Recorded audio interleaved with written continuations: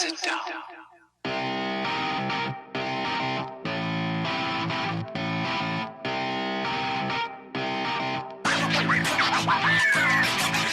What is going on, dads? And so welcome to episode 53 of the Dads After Dark Show, recorded on Sunday, July 11th, 2021.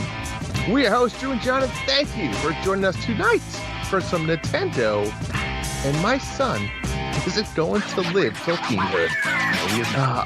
John, first of all, John, I missed you. I feel like the last week has been quiet. I feel like you've been distant from me. I don't like it. Well, it's because you can't stop playing Mario Golf, Drew. That's fair. That's fair. Come up for some air, Drew. That's what she said. I mean, yeah, I guess that could be true. But yeah, so my son today, I think I told the story 2 episodes ago about he pretty much cut his finger off through a porta potty. I know. Wait, no, you didn't tell the story because I didn't know it was a porta potty. It was a porta potty. Wait, so you sent me a picture. Your kid like hurt his finger, but then you sent a picture where it's like a full hand wrap. I mean, he like cut his finger off. It was pretty deep. They had to glue it back, glue it on. I don't know. I wasn't there. Wait, what did he do? He cut his finger. He cut his finger. You keep saying cut it off. Well, it's just, exaggerated a little bit. But I know, but when people don't know the story, they don't know. Well, so so what happened? I don't think anybody fully understands it. He was, super quick. He was, we were at my daughter's softball game. We went to the porta potty. He went to the bathroom. 15 minutes later, he went to the bathroom. He's a 4-year-old. That's what they do, right? 15 minutes later, he's like standing at the door, and I'm like watching the game from like 20 feet from the porta potty. He's like, "Dad, I have to go to the bathroom again." It's like, "No, Evan, you don't. You just went twice in the last 30 minutes." And he's like, has his hand on the door, and I'm like, "You don't need to go." He's like, "No, I do." And I think his fingers were like, inside the door, and the door was like just resting on him. And I think he just pulled his hand back, and there must have been like a piece of metal, like where the latch was or something. Ooh. Yeah, and it was from like the middle of his, I forget, like middle finger maybe to the tip. It was like a big slit. And his hand was all wrapped up, obviously. Yeah, there was blood everywhere. It was gross. So that was 2 weeks ago. So today we're at a cookout, my brother's house.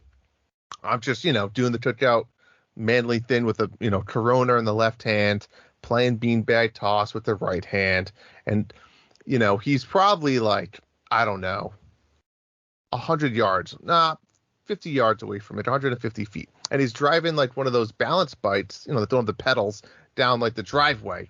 And he's going pretty damn fast. I'm not going to lie, but whatever. He's a boy. He's fine. So he's like, "Daddy, look at me." I'm like, "All right, pay attention, bud. Like, look where you're going." And he did it. So then he went back up the hill, and he's doing it again. He's like, "Hey, Mommy, look at me." And kind of the same thing, like, "Hey, Mommy, look at," and he kind of just fell over the handlebars and went face first into the pavement. And now he kind of looks like Two-Face because half of his face got scraped. I don't know. I mean, between him and, you're in the same boat having a daughter. Oh man, I'm nervous. He's going to drive me insane. And my daughter's just, a daughter going to be growing up. I don't want to live that life. Yeah, this does happen. I actually have probably some pictures of my first son. Half his face was like all shredded up because I was walking with him one time and he slipped onto the sidewalk. I was literally holding his hand and he still fell and hit his face on the ground. But there was like it was like a few years ago, the first day of summer, my wife took the kids to this like rock installation that's nearby, that's like in our neighborhood. And she wanted to take pictures, and my daughter fell and like hit the bottom of her chin and like busted the bottom of her chin open and had to get stitches on the first day of summer. So it happens. But like, I mean, between 2 weeks ago and today, I just can't wait till the next episode, Drew, to see the life of Evan. Let's hope Evan has no stories next week. We are going on vacation, though. He's usually good for at least one injury or two when we go on vacation. So I'm sure. But, speaking of these cookouts and stuff, John, I feel like I'm getting fat. I mean, you had the pandemic. I haven't done anything. I feel like I'm drinking. I'm like borderline alcoholic. Like I feel like I'm drinking too much now. You know, I come home from work, you have like one or two drinks, but I feel like it happens. You know what it is? It's the patio with the pool. You have the pool. Anytime I go in the pool, it's automatic 3 drinks. It's just like, you know, the kids, the pool. I need Which is not a great combo, really. If you're going to be in a pool, it's probably when you shouldn't be drinking at all. But like, yeah, I know what you mean. It's kind of an association. It's an association. So that doesn't help me. You know, I have my golf league on Thursdays. That's at least, I think I had 7 this past Thursday. It's not, I feel like I'm just eating and drinking. I need to do something in my life. And I need to start working out, running. I just don't know how people find the time to do this, you know? You don't really have the time. Yeah, you just That's nobody. I don't get how people do it. Your kids are younger. My kids are older. I can go for a 2-hour walk if I wanted to. It wouldn't matter. They wouldn't even know I left the house, Drew. And I wonder what would happen, you know, 4 and 7-year-olds. What would, you know, if you left for an hour, you'd probably eat all the fruit snacks and like. Well, no, they'd be like, ah, yeah, oh, yeah. How do you keep the kids out of your pantry? Because I get worried that's a great question. We've been leaving the house for the last year and a half or so. Like my wife and I have been leaving the house without the kids. We never would have done that before. We take them with us, but we've been leaving the house because of, you know, bringing them to stores and stuff like that. And I'm just assuming that like when we leave the house, they like raid the pantry and grab like a little snack they think they could grab. It's, you know, because they're at that age where they're young. But like they know it's like, ooh, what can we do or whatever. Yeah. So the day's gonna suck when it's like you ate my snack. You know, right now I put my snacks on the higher shelf so they can't reach. But eventually, that's not gonna work out. And I'm gonna go one night and be like, I'm gonna go have my snack and it's not gonna be there. I'm gonna be pissed. I should do like a honey pot where I put out like a box with snacks, but we never eat them. Just so I know there's 6 of them in here, and when we go, we like see what like if they grab one. Yeah, or do something like they're not supposed to. Like I said, for my kids, it's like the fruit snacks. At that age, they want to eat fruit snacks all day, but you know, it's for special occasions. Right. You can do something like that with your kids. Do something that they're not supposed to eat, but see if they eat them. And then what do you do if you catch them? I mean, you can't be mad at them. Maybe it's a snack, but I know it's not like they're stealing beer from the fridge. Oh my gosh! I didn't even think soon though, John. That'll be soon for you. Yeah. Your Trulies will go missing. My Trulies have been in the fridge, and I was worried like they might grab them because they are seltzer curious. They always want to like drink the bubbly and whatever. Yeah. And I was worried with the Truly like they might try to grab one and be like, oh, but no, they haven't gone missing. They've been sitting there. That's good. So I'm doing like I think it's funny that in the notes you have I'm fat. But that's the note. I'm fat. I have been doing I have a diet I want to share with you. Ooh, and I'm intrigued. I'm the same as you. Like you're putting on some pandemic weight. We have some exercise equipment in the house, so we've been working out and whatever. My wife's still doing Ring Fit. She's like level 500. It's crazy. That's incredible. Lately I've just been lazy. You're working from home, you know how it is. And so I started the Jimmy Dean diet. I don't even know what that is. This is because it is original. So if you go to like Target, probably some other stores, but if you go to Target, there is in the sausage and bacon section. Jimmy Dean has these little they look like the ramen cups. Okay. So these bigger plastic cups. And what they are is it's egg and like so I got like a meat lovers one. Okay. And if you open it up, there's 2 like beaten eggs in it. So there's like this little mini cup with 2 beaten eggs and then a little package with meat lovers. I think there's like pepperoni and meat lovers and there's a sausage. This already sounds disgusting. Yeah.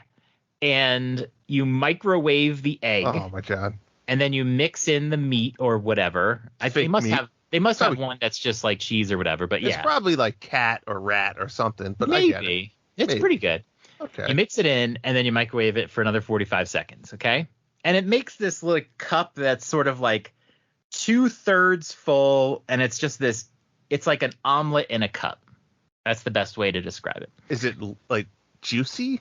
If you microwave it, it's not juicy. I have to microwave it a little bit more usually because it's add still water. A little liquidy. No, you don't add anything. It's just you put in the egg, you microwave it, and then you put in the meat, and then you microwave it again. Okay. And so when I used to do like low carb diets, which worked the best for me, I would do bacon and eggs. Like my lunch would be bacon and eggs with like cheddar cheese sprinkled on it. But like my wife cannot stand the smell of bacon cooking. Like, Ooh. so I haven't had bacon since we've been in the house. So I found this like a couple weeks ago, and it's pretty good. I mean, it's just microwavable. It tastes fine. Yeah. And it's kind of like my way of getting like bacon and egg and with cheese. And so what I've been doing is every day I don't eat breakfast. I oftentimes don't. Are you? Yeah, you usually a breakfast guy or no? I usually when I like on a typical work day, I make tea, and I have tea at about 8 o'clock. That's when I start my work day. And then what I've been doing is I'll just go till like 11. I don't eat anything. And then I have one of these Jimmy Dean cups. And then that's all I have until dinner. Wow. And, yeah, and it holds me over because I find that egg really holds me over. Like, you know, it's like it's a low carb meal, egg and cheese and meat, which is just the low carb staple. And I'll have a snack or something. I'll have some Hershey Kisses or whatever, but I don't eat any cereal bars or anything like that. And then for dinner, I just have a sensible dinner. I'll eat whatever, and I just try not to overeat. But I'm not like sitting there trying to eat like something very small. Yeah. I just eat a regular meal. That's whatever you have in that night, maybe a small. Yeah, you're not going back for seconds or exactly. Super easy. Yeah. We don't have to like say, oh, we can't have this, we can't have that. Yeah. And then I just try to get my exercise in or whatever. But what I always find is I can exercise every day. Mm-hmm. The problem is I just eat too much. I graze throughout the day. I feel the same way. Yeah. So you know what I find? Well, anyway, I've been losing some weight, and good. I have like a whole bunch of these cups. Like I literally went to Target and bought like 7 of them. And I'm hoping they won't say you're buying too many or whatever, but I'm like clearing out the shelf. But are they in like the frozen section? No, it's a refrigerated section. It's where you find sausage, bacon, that sort of stuff. Well, you have to keep them in the refrigerator. I keep them in the refrigerator, yeah. Gotcha. Yeah. No, but it's working pretty well. And I haven't gotten sick of it. And I actually really enjoy the little egg cup. So, if you're looking, low carb is the way to go. I'm not doing no carb. I'm just doing a carb-free breakfast, morning and lunch. Mm-hmm. And then I'm just ignoring it. So it's a lower carb thing. I like it. I'm gonna give it a try. I'd enjoy it. Yeah. So lower carb. I find too when I work out or go for a run, it actually lowers my appetite. So I like going for a run at like 3:30 because then I'll eat even like a really small dinner. Yeah, I think anything that distracts you. Exactly. Video games. I had something where you call it video game diet. You can get lost in time playing a video game. So if you're starting to get hungry or whatever, just play a video game and you'll just sort of forget everything.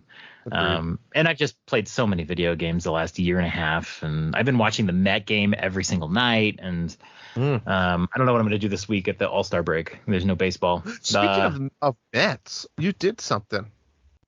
I did. I ordered the Xbox Design Lab. I actually ordered my Mets controller. Now, we talked about this on the show, right? Or was that off the show? I can't remember. It was in the Discord because I went to the design lab and I designed it, but I didn't order it right away. And then I went on vacation when I went to the cabin a few weeks ago, and I actually ordered it while I was at the cabin. It's and it came in the mail and it's great.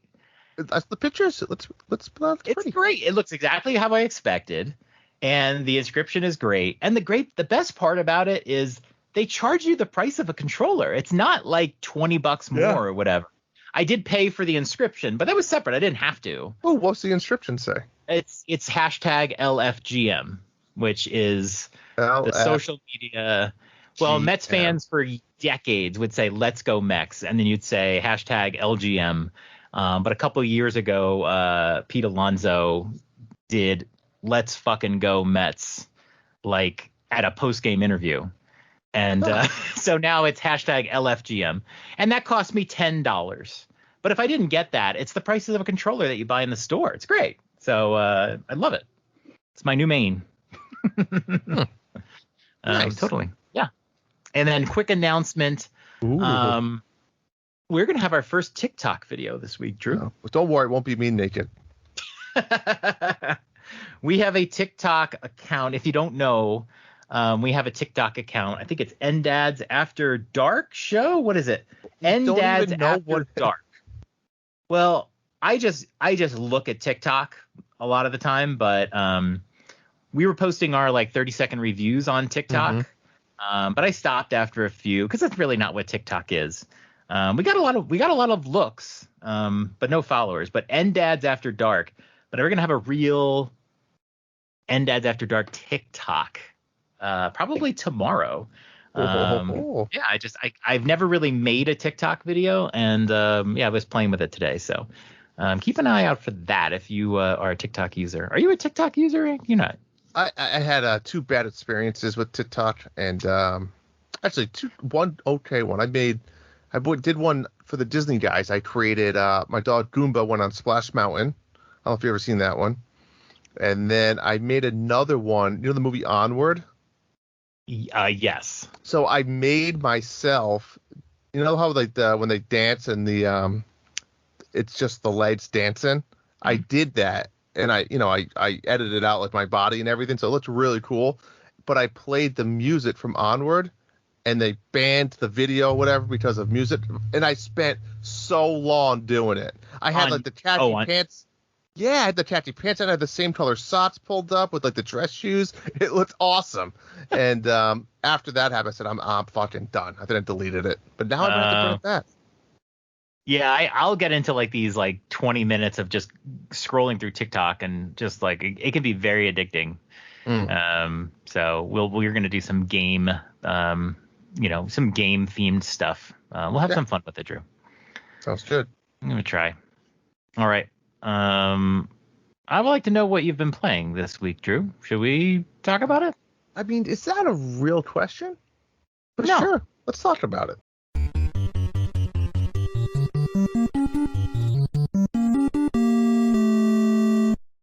All right, Drew, you and I have been playing Mario Golf Speed Rush. Yes. One of us has been playing a lot more than the other. That would be you? Yeah. I think I hit 45 hours the first week. Yeah. That's You're a at problem. 45. That's a problem. Now I'm over 50. I'm probably 55. So what do you do aside from the league stuff, which we'll talk about later? Yep. What do you primarily do? So I was unlocking clubs. Every character in the game has 1-star clubs. 10 of the 16 characters has 2-star clubs. Wait. Yes. Oh, you mean right now in your game? Right now. Yep. So I have 6 more characters to go. So you're just basically picking a character. You're doing speed golf, right? Speed golf. That's the way to go if you want points. If you want star points, that's what they call them, I think, right? Yeah. Speed golf, and focus on collecting coins. Yeah, slow it down. Yeah, there's no point in rushing. I'll run sometimes to like another fairway if it's really close by and I see a lot of coins there. Yeah, you just collect coins. Yeah.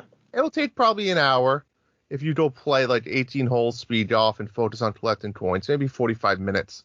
And you got to do a good job too, because you get extra points for birdies and eagles and stuff like that. Yep. Yeah. But I was getting like about 1,200 star points around. So it was pretty good. So you can maybe it's basically like 3 18-hole speed golfs per character. It gets you matched clubs. Right. And then you just move on. Probably 2, because if you're like I play with my kids, you play online, you try different characters out. So like you gain a little bit of points and other ways you're playing too. So right. Yeah. Okay. But I've been playing a lot of that. Mostly all of that. Like you said, and then last week I played probably 3 to 5 hours, or 3-4 hours, just focusing on improving my score for the golf league we'll get to. And then we played Jurassic Park Lego still with the wife. Not really too much more, but we have time. Did you roll credits on it, or no? We're not even close. I don't know if I played in a few days. We're still on the Lost World, so the second film. Okay. Is it good? I mean, you still liking it, or you guys haven't gotten it? I mean, I love Jurassic Park. I mean, all the Lego games are fun. My wife is more of the if it wasn't for her, we would never beat a level, because I'm just the asshole that just finds the cars and just starts driving everywhere. Or if you can be the dinosaur, I just start running into shit. I'm just going mayhem while she's actually doing the objectives. Nice. But yeah, that's really it. What about you? I've had an interesting week of gaming. I played kind of a game I never thought I would play, but I was on Game Pass and I was looking for something interesting and new. And so I played Yakuza Like a Dragon. I've never played a Yakuza game before. And it's one of those games that there's like 7 of them, so it's kind of intimidating. There's some remasters. So Yakuza Like a Dragon came out like late last year. So it's fairly new. And I was like, let me give it a try. I heard that this story is not like connected to the other stories, so it's standalone. And it is. It's standalone. I played through it. A lot of fun. I didn't even know what kind of genre the game was. I just know if you watch the trailer for this game, Drew, it's hilarious. And it just had a lot of sense of humor to it. Brutal. And the last game that I played that I was kind of disappointed with, Sekiro, just left me with a bad taste in my mouth. And I just wanted to play something fun. And yeah, it was totally fun. It turns out it's a JRPG. It's a 3D game. It doesn't look, it's not like an old style 2D JRPG, but yeah, you play in this like big, Japanese open world. That's and there's so many things you can do. There's main quests, there's side quests. There are missions with, you have to ride a bike and collect cans. There's like a Mario Kart type set of missions you do. There is stuff all over the place. There's stores that you help to open. There's all these different, like every character has a whole bunch of jobs they can do. So it's kind of fun to unlock the jobs and then get experience in the jobs. There's so many things you can do. It's one of those games that when you finish, you could just hang around and just keep doing things and getting deeper into other stuff. I had a lot of fun with it. It was one of those games that you think you're at the end and it's 10 hours more. Oh, jeez. How many hours was it? I think it ended up being about 35 hours. But man, I thought I was pretty close. I was playing the game almost all day on Friday because I would like do a fight and then there'd be like a 20-minute cutscene and I'm just sitting there working while I'm watching it on my TV. And then it was like, oh, I'll do another fight and then another long cutscene. It was kind of crazy. Mm-hmm. So yeah, I mean, it's not a perfect game, but I had a really good time with it. Super chatty with the dialogue. It's one of those things where you really are interested in the story, but then the dialogue takes forever and you start skipping through it. And then you're missing a lot of big chunks of the story because they're just it's so chatty. And it doesn't have to be. The game is very long. There's so much extra stuff to do. They should have took literally 2/3 of the dialogue. They could have cut it out completely. So that got a little bit annoying, but I had a lot of fun with it. And luckily, I did not. When I got to the final boss, I didn't have to do a whole bunch of grinding. I had kind of grinded as I went because I might have gotten really frustrated if I got to the end and just was like, no, forget this. But I really enjoyed it. I probably won't play the other Yakuza games. I think I just don't want to go further in the past with it. But I might come back to this game and do some more unlocking and trying some other jobs and stuff like that. So yeah, a lot of fun with it. This one was a while back. I can't remember if I had started it. Leisure Suit Larry, Wet Dreams Dry Twice. This is the second Leisure Suit Larry game of the rebooted series. Both of these games came out on Switch. One of them came out way after it came out on PC. And then I think Wet Dreams Dry Twice actually came out day and date with the other games.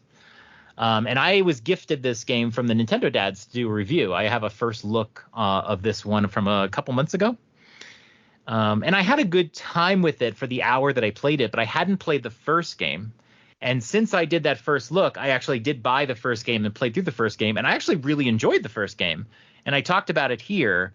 The controls were really sloppy, but I enjoyed the game so much anyway. So it tells you that like how I thought it was really funny and everything.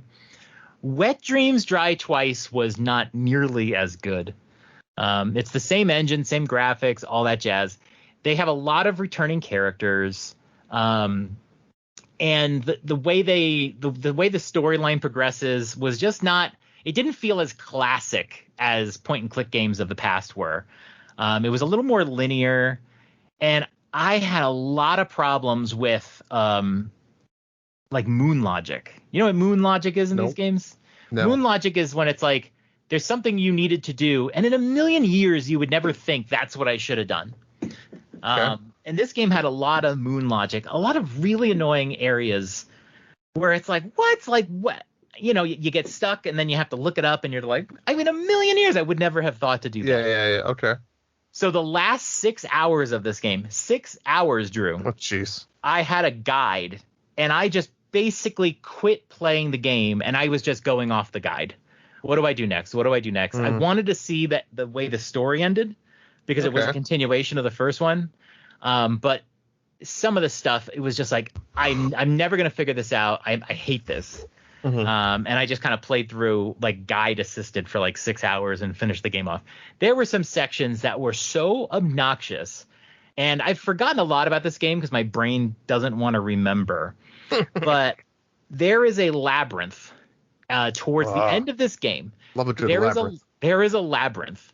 And you go through a room, and the joke is that you're with this woman, and she goes through the thing, and you're like, women are bad with directions. So I'll go through by myself. And, of course, if you go through a door, and then you end up back where you started. And it's one of those where if you go through a door and then go back through it, you might end up in a different room. It's just random. Good Lord. So that was like, oh, shit, this is like one of those like labyrinths. And I couldn't figure it out. I was like, how the fuck do I get through this labyrinth? I kept ending up back at the beginning. I was like, what do you want me to do? And I looked it up, and it turns out there were these rules for going through the labyrinth. It was something like never go counterclockwise, never go through the door you came through, and if you see a hole in the wall, go in the door opposite. And I was like, how was I supposed to know this? And I think it was in dialogue, but this game was getting very chatty, and I skipped it. So you have to go through the labyrinth with these rules. It's so dumb. It's like really complicated like stuff. And even with the rules, I was messing it up. And then I finally got through it. And I was like, oh, thank God. And then almost immediately you talk to a guy, and then he shuffles up the labyrinth and changes the rules. Oh, jeez. And I can't even explain to you what this sheet was. I'm going to like look it up while I talk to you. But like it was like, you've got to be kidding me. I'm sitting here practically with the answers in front of me, and I still can't figure it out. It was the most obnoxious thing. But I finished this game, and yeah, now like I would have no interest in a Leisure Suit Larry 3. I thought the first game really was really pure for like what the series is. Okay. This one I really found fucking annoying. So yeah, I'm done with it. But I'm glad I didn't have to pay for that one. And then I also played Griftlands, which I was trying to convince you to buy. Oh, my God. I was so close to pulling the trigger. I know. It came out last month. It was like $20. It wasn't on sale, but I saw the trailer. Tom Marks from NVC had mentioned he loved this game. He said it's one of his favorite games of the year. And I realized it's a game from Clay. And if you don't recognize Clay, they're the ones that do Don't Starve, and they did Mark of the Ninja. I always did enjoy Don't Starve for like one or two runs, and then I kind of got bored with it. But I loved Mark of the Ninja. So I was like, and Griftlands is a lot like Slay the Spire. And I'm like, oh my God, I'm totally in this. Tom Marks really likes it. It's like a game I like. And I've played Clay. Let's do it. I did not like Griftlands much at all. I will say, when you're playing it, you really have to stop thinking about Slay the Spire, but it's so hard not to compare them in your head as you play. And Slay the Spire is a game you and I both love. But my God, like think about Griftlands is basically Slay the Spire, a card deck builder roguelike. That's what I mean by. I mean, it sounds great on paper. Right. It's a deck builder roguelike, great, with a story. And you get to choose, instead of going up the spire like you do, where you're kind of going up the tree, in case you haven't played Slay the Spire, you pick your path up the spire. You talk to different people, and maybe multiple people will have a side quest for you, and you can choose which side quest you do, and you get different rewards and all that. And so, yeah, oh, cool. It has like a real story, and there's multiple characters. There's 3 characters. All of this should sound very familiar to you. 3 characters you can play. You unlock them as you go. I thought I would love this. I was like a cinch. I usually wait for games to go on sale, but I was like, no, I'm gonna buy it. I'm gonna love it. I gave it like 6 runs. I mean, I didn't just do one run and go, no, I don't like this. I wanted to like it. And I kept trying. I even did a run on my TV to see if like it would be better on the TV. I didn't like it. And the problem I realized is I don't want the story. The story's great. And every time I played, it was a different story. There's different characters you interact with, different things that you do. Really, like it had a lot of variety. I'm sure if I played 30, 40 times, you'd get some repetition, but they were randomizing all the stuff that you did. So that part was great. But it's like, let's go. Like, okay, I have my deck, and then I beat a side quest, and you get a card, and you're like, cool. But the cards were not very interesting. Like there was never a card where I'm like, oh, yes. I want that one next time too. Yeah, that's going to be so much fun. It was like all of them were like, oh, this attack is 2 to 5 because it's randomized. You don't know. And then there's 2 decks in the game. This is the part that I really didn't like. There's 2 decks in the game. There's a battling deck and then a negotiation deck. I already hate it. Yeah, so sometimes when you deal with people, you are not fighting them. You're negotiating. You're having an argument with them that you need to win. So you have 2 decks, and the negotiation deck has cards like influence and threaten and stuff like that. I would hate it. So it's like you don't have this. It's more fun to have a deck. Yeah. This is my deck. Having the 2 decks. Are you building both of them? You're building both of them. So you might have like one really good, but you have a bad other deck. You're like, it could ruin your run. Well, yeah, and plus, like, I'm really focused on my attacking deck because it's just more interesting. Like a negotiation deck, and the negotiation game that you play is so confusing. I play the game 7 times, and I'm like, I don't understand this. There's like all of these. Like sometimes somebody can be supporting you, and I don't know. They made it really complicated. You really need to have one deck, and you need to have exciting cards. The cards weren't exciting.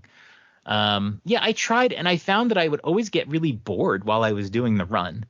Like even like when I wasn't dead, I was like, if I die, it's fine. I don't want to play this right now anymore.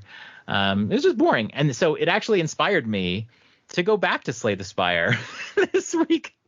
Because I don't want to play anything until Skyward Sword on Friday. I'm done. Yep. I don't want to start anything new. Did you pre-order? I did not pre-order because me either. I need to get the Joy-Cons. And so I'm gonna go to Best Buy when it opens on Friday. They should have the game, but I'm gonna look for the Joy-Cons. I want the Amiibo. And the Amiibo I didn't pre-order yet. So I have the Joy-Cons pre-ordered. They'll be shipping to my house. If you go to Best Buy or whatever when it opens, they will probably have the Amiibo. Yeah, sometimes you got to sacrifice. But I couldn't pre-order it. But the last set of Amiibo, they had plenty in stock. So I'm just going to go when it opens. I'll have to send the wife. But I have played a ton of Slay the Spire in the last 2 days.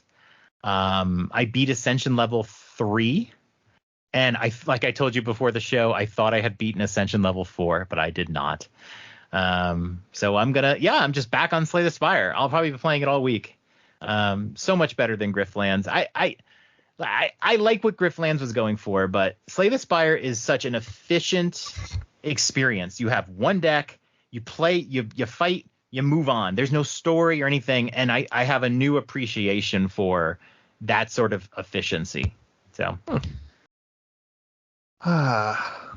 well, John, I have to tell you, this has been a long time coming. But the Dad's After Dark show is officially brought to you by Manscaped, who is the best in men's below-the-waist grooming. Manscaped offers precision-engineered tools for your family jewels. Gotta love that. Manscaped just launched their 4th-generation trimmer, the Lawnmower 4.0. John, which me and you did our hands on recently, and must I say, it's a doozy. We'll talk about it more in a minute. But you heard that right. 4.0, join over 2 million men.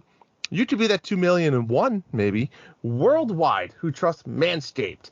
With this exclusive offer for you, 20% off and free worldwide shipping with the code NINDADS at manscaped.com. That is NIN DADS. John, this has been something that's been, I feel like we've done already. I feel like we've had episodes about this thing. We're born for this. So we got a lovely care package from Manscaped. We got a lovely T-shirt. I'm wearing it right now. It says Manscaped, your balls will thank you. We also got a 4.0 lawnmower, as well as a nice comfy pair of boxer briefs. What do they call them nowadays? I don't briefs? know. It's boxers. I mean, like, Well, I don't know. I mean, they're like the soft, tighter on your leg. I mean, boxers are more like They're like shorts, I guess. No, they're not. They're like briefs. I don't know the difference between boxers and boxer briefs. Boxers are like, Looser. like cotton, loose, Right. funny designs, where the briefs are more tight. Yeah. Okay. So they're briefs. Yeah. Yes. But you know what I noticed the other day? I go to work, right? And this ties all in. I go to work. I go to the urinal like I do every day, and I unzip my pants, and I'm like, where's my penis? Can't find it, because the Manscaped briefs don't have the little pee hole thinny majiggy. You know what I'm talking about? Well, boxer briefs don't usually. That's not do that. true. It depends. I have nice Hanes briefs. They got them. Yeah, I have boxer briefs, but I don't use the hole. So let me ask you this. It's a If you big go to space. If you go to the urinal, Yeah. do you undo the button in your belt? Yes. You do?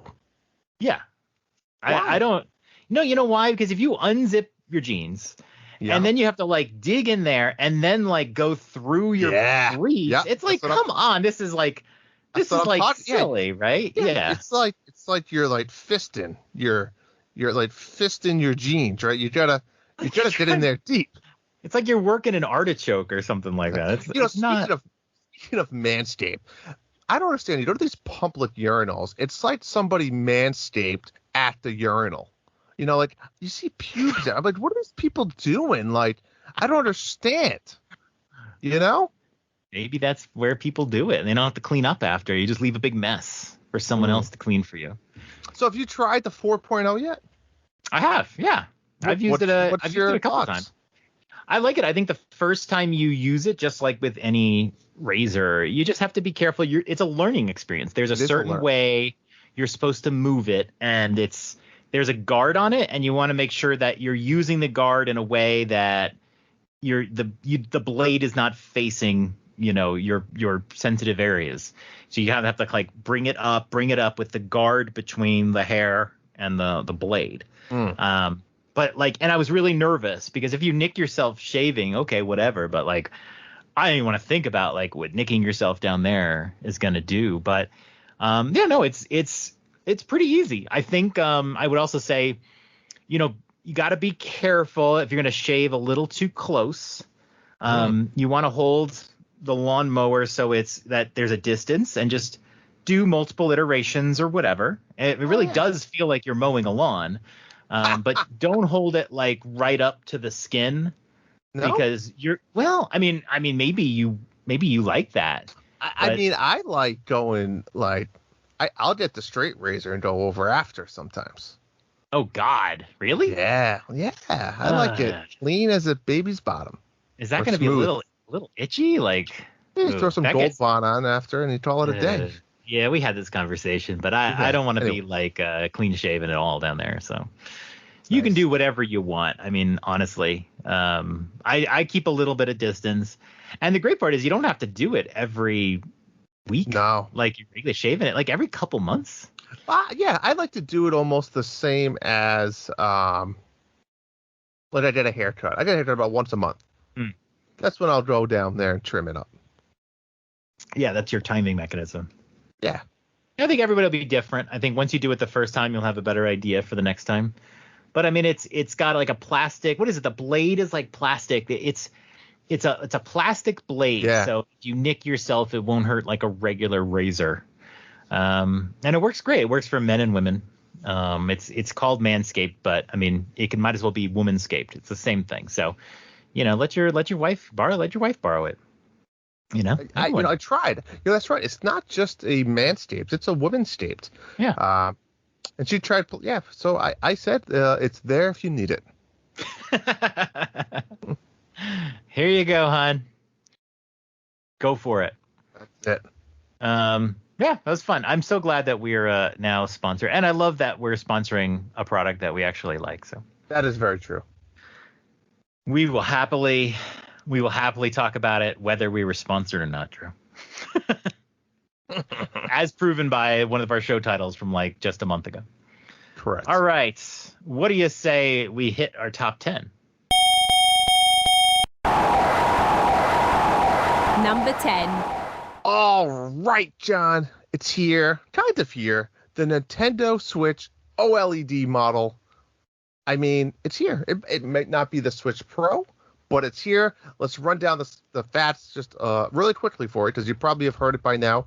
OLED 7-inch screen. For those that are counting out there, if you're measuring, Manscaped, you know what you're talking about. The Switch is 6.2 inches, and the light is 5.5 inches. I don't know why. I just feel really dirty talking about those. It's a very precise measurement here. Very precise. So we're gaining 0.8 inches. That's a lot. That's a lot to gain. There's a lot of growth, pleasure to get from the 0.8. It's going to feel a lot better. It's going to feel better. It's going to feel bigger.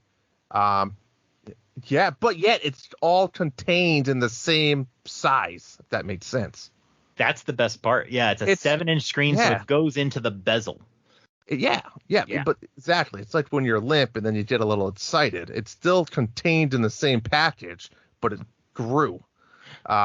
It has a kickstand that we've always wanted and expected, because let's be honest, the kickstand now is stupid. It's non-existent. I like to quote either, I don't know if it was Brian S. or Dan from Retro Logic about it's like a 3-legged dog before, and now it's the 4 legs. It'll be interesting to see. I don't really think I've ever played kickstand, but I have. Never know. But yeah, when you have the old kickstand out, you just got to be gentle. You can't really touch it because it can fall over. And now I don't think it'll fall. Or shake the table, depending on where you're playing, or if you're playing on an airplane. I mean, that was right. Exactly. New power and volume buttons. It's kind of more smoother. Now, I believe they're independent, correct? The volume button? Yeah, they are. But they definitely are styled a bit differently. The volume buttons are a little longer. It's just a different style on the top now. No big changes. Just different. So this is all interesting, right? I thought Tim from the Nintendo Dads had some great points on this with the chip upgrades and stuff like that, where obviously the chip is the same chip, and there's obviously a big shortage right now with NVIDIA and all that other stuff. So Tim had an interesting point where he said that, he wonders if this was supposed to be like the Switch 2.0, but they originally just said, you know what, we're not going to get the chips. How much longer do we want to wait? Let's just put it out. Mm-hmm. Possible. I thought that was interesting. Yeah, which leads you to believe is, like you said, is there still a Switch 2.0 in the works? It feels like the refresh we've seen in the past. We've seen this from Game Boy Advance. We've seen this from DS for sure. This is the closest parallel. We have it comes with an Ethernet port. It has better audio. Everything's just a little bit better. And the screen, I think, is the big highlight. But it's just like, it's kind of like the Switch we wish we had in 2017. It doesn't feel like a big advancement. We could have gotten this in 2017. It probably would have cost $400. So that's why we didn't get it. That's true. Remember that as time goes by, the price of components change. And, so it's $350. And really, for $50, you get a good amount for. So think about it this way. They're not going to drop the price of the Nintendo Switch, right? It sells out immediately when it's on store shelves. So they're not going to drop the price of it. They're a business. They'd be insane to. Yeah, we'd love for them to drop it to like $250, but there's no reason. It's selling like crazy. But for $50 extra, you get a screen that's about 0.8 inches bigger, which is a lot. Like when you're dealing with a 6.2 inch screen, 0.8 is a lot. Ask any female. a way better kickstand, which you may or may not need. You get the dock with an Ethernet port, which I know a lot of Smash players and other people like Splatoon playing online will want. Although there are adapters that give you this, but now you get it right directly. And you get better audio in handheld mode. We'll just have to hear it to really know. Doesn't come across in a commercial. And you get 32 gigs more of internal space. Is that worth $50? I mean, that is to me. I mean, it is.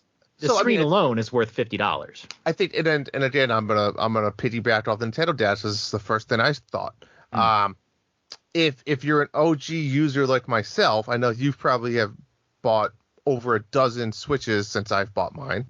But for me, John, I have the original Switch, right? So the battery, depending on the game, I mean, the battery could be as little as 2 hours, up to maybe 3.5. I'm playing a non-crazy game. So right then and there, this battery life now is what, 4.5 to, what do they say, 9 hours potentially, depending on the game? Much longer, yeah. So right then and there, that helps me. And all these other things are great. And I've been talking to you anyway because I was thinking about buying a Switch Lite for my wife, which I'm glad I didn't.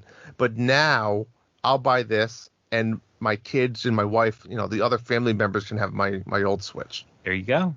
So, I mean, the other thing to think about this too is, even if you aren't sure, you could probably buy this system, and the Joy-Cons alone, I bet you'll be able to sell the Joy-Cons for over $100 if they don't sell them separately. Oh, right? The white ones. Because they're going to be, new set of Joy-Cons are $80 off the shelf. Right. If they don't sell the white ones, I bet you can mark those up close to $125 and people will buy them. Probably. Totally, so right then and there, that.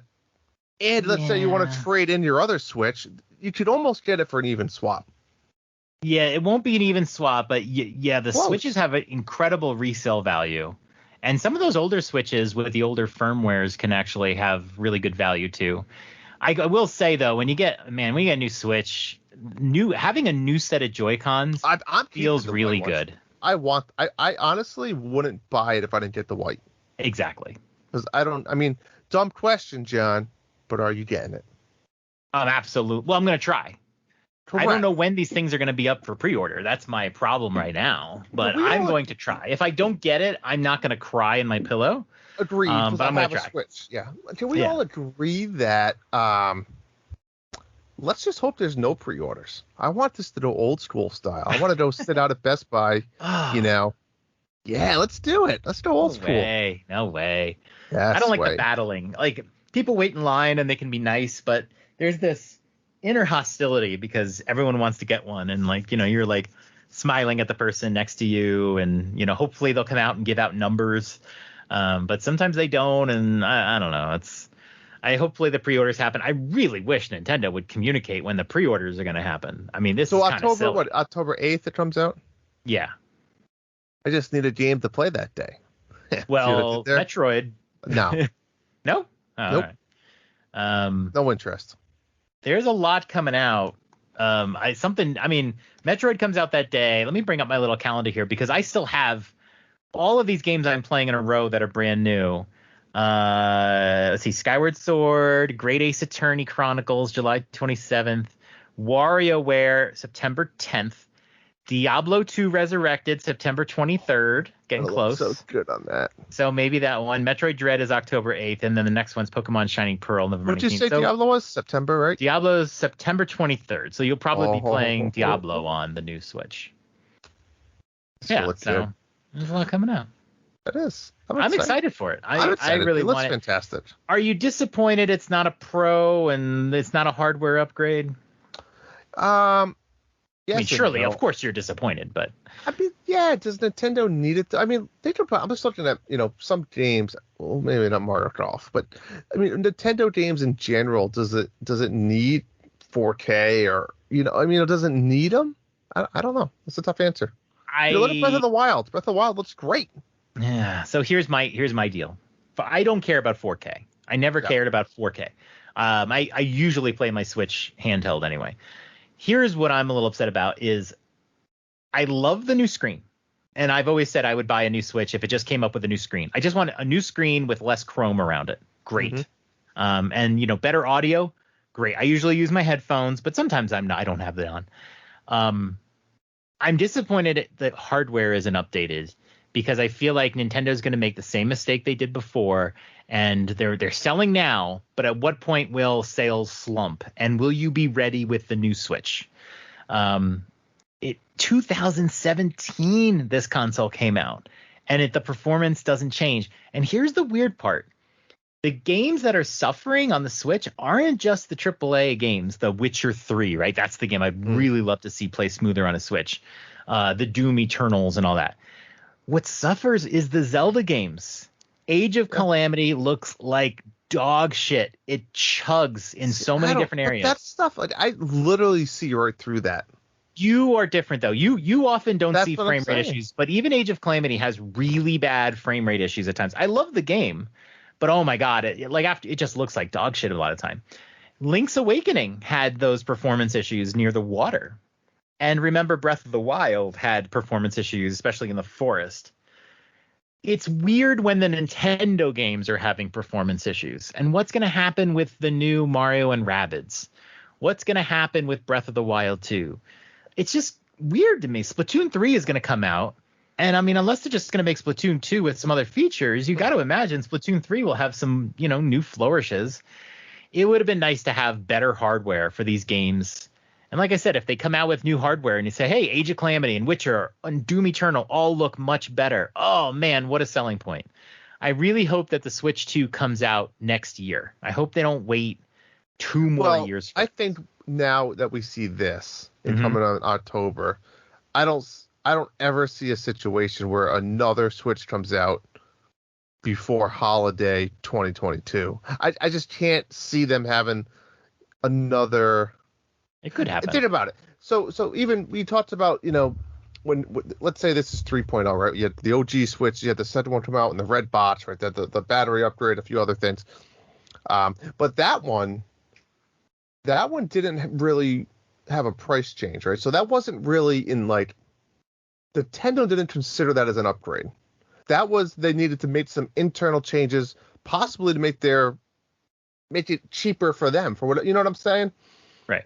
So Nintendo's advertising this as an upgraded Switch. There's no questions asked. It's a price increase. So from Nintendo's point of view this is an upgraded Switch Pro, quotations, in some way, because it's more money. Do you know what I'm saying? If this was a better chip, this would have been what, $400 at least? Probably. Maybe more? Yeah, looking how they priced it. So Nintendo is 100% saying this is different than any other Switch we put out. This is a upgraded Switch. That's the way you can look at it. They're charging you more money. This isn't just this is the new version of any Switch a person buys. They advertise this as quite the upgrade. I think the naming gives it away a little bit. It's Nintendo Switch OLED model. I think what they're saying is this is still the Switch. This is not a Pro. This is not an iteration. It's just a different model that has a better screen and some other changes. Yeah. I think we can still see a Switch 2. I don't think we're going to get a Switch Pro at this point, but I think we will see it. It'll be the next Switch, which will be a system that plays its own Switch games, its own whatever they call it, Switch 2 games that you can only play on the Switch 2. But hopefully it'll be completely backwards compatible and similar that you can play all the original Switch games too. That's the hope. The question is going to be, and it's almost exactly what's going to happen, right? It's going to support the Switch. The question's going to be, when does that come out? Does that come out for holiday 22? I think it can come out for holiday 2022. Yeah. And I think by saying OLED model, what they're saying is this is just the Switch, the same old Switch. It just has a different screen. That's all. But it's an upgrade. It's an upgrade. It's not a huge upgrade. I mean, a lot of people don't really care for it. Is a better kickstand and a built-in Ethernet port an upgrade? Well, but here's my point. I think that they added some of these things in, right? Like added the 64 gauge. So like, what else do we need to make this sell for more money? Because they didn't have to increase the storage space, But again, they put in a few little bit things. I mean, and we don't know. Maybe their inner guts of the hardware is the problem. Like Tim said, they can't get them. So what do you do? Right. Right. Because you got to remember they have all these stockholders and investors that they promised. I don't even know. I don't know if you know the magic number of how many Switches they were selling this year. So when Switch Millions. Pro couldn't be put out this year, what do? Well, we still have to get to those numbers, or else our investors are not going to be happy. We're going to meet our numbers by millions. We're going to be short millions and millions of sales. Right. So we have to put this model out, do it quickly, get something onto the street so they can sell, and it's going to work. They'll sell out. Yeah. So it's again, it's fine. But at what point are they going to hit a point where everybody who wants to buy a Switch for the first time is going to buy some used one on eBay for cheaper than going to a store, because the Switch is getting long in the tooth and people have moved on to a Series X or a PS5, and they're going to put their Switch for sale, and sales are going to plummet. They're going to plummet fast when it happens. Right now, it looks great, but in a year from now, I don't know. I just hope that they have a Switch 2 plan ready as soon as sales start to slump, because I would hate to see this huge user base just start moving on. Like I said, I'm already playing games on different consoles because they just look a lot better. Cheater. So I like my Switch, but I mean, I'm going to play Chris Tales on my Xbox. And I mean, I tell you what, Grifflands looks a lot better on PC than it does on the Switch. I'm disappointed. But it's a card-based game. I could give two shits what it looks like. When the frame rate is smoother, it's just smoother experience. I don't get you people that love the graphics, but yet you want retro games. You guys don't make any sense to me. I'm telling you, Slay the Spire's on Game Pass, and I'm so tempted to try it just to see if it looks better. I don't even care about graphics. And I'm tired of the retro games, and that's not even about the draft. Right. I don't know. Well, I mean, I'm excited. I'm picking it up, and I think there's already a Switch 2 in the works, but I'm thinking it's not going to be before holiday of next year. Last thing. I was listening to the Nintendo dads talk about this, and the topic came up. They did a poll on Nintendo dads. Are you going to get the new Switch OLED model? And I think it was Marty was saying, most people are not going to get the new OLED model. It lost. And he said it was 60% to 40%. Yeah. And I'm thinking 40% of Nintendo dads community are going to get the new model. That's a huge number. Yeah. That is a monster. That is people who have the Switch already. 40% want to upgrade. It doesn't matter that it lost the poll. That is a monstrous number. So I just want to say, a lot of people want to upgrade. So it's and I think the people that aren't upgrading, I think there's really two scenarios. Is one, well, maybe a couple, but one, they play mostly on the TV, right? Because if you play mostly on the TV, there's really zero reason to upgrade. Absolutely. And two, they either probably just upgraded or bought a light of some sort, or maybe they don't have the fund, the money right now. So I mean, I think that's the only reason. I don't think anyone's saying it's, they don't want it, but they just don't need it. Right. So a white dock. A white dock is pretty hot. That's all right. I just have to put my Nintendo condom on it anyway. Right. I hope it's the same condom. I don't have to buy another one. The white dock is smaller than the black dock. So they have to make new ones. No, it's just a joke. But I did hear that the Switch itself. You can't say that. The Switch OLED model is slightly bigger by a couple millimeters. So if you have one of the Satisfy grips, I'll be curious to see how it fits in the Satisfy grips. It's a couple millimeters, but that's a big difference. So these Satisfy grips might not work really well with the new one, or you might have to really squish it in, which is probably not what you want to do.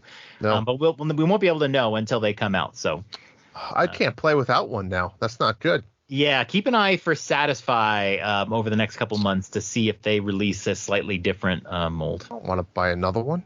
Got to buy another one. Number 9. All right, Drew, all this talk about OLED, OLED as you call it. Yeah, never heard of OLED. But what is it? Obviously, we're going to get a bigger screen. And like I said, 0.8 inches is a very significant upgrade. When you were dealing with these small screen sizes, 0.8 inches is a large, not if a big TV in your living room. This is for a small device. So you're going to have a lot bigger. But what is OLED? And the big difference between OLED and LCD comes down to the backlight. An LCD screen, if you were to open up your Switch, there would be a screen, and then behind it would be a light panel. And for LCD screens, the bulk of the size is the light panel. Basically, it's a big like light that comes through the screen. So when you're looking at greens and blues and purples on a screen, it's the light that's shining through, and the color is affected by what kind of light it brings in. An OLED screen is actually way thinner, and it doesn't have a backlight.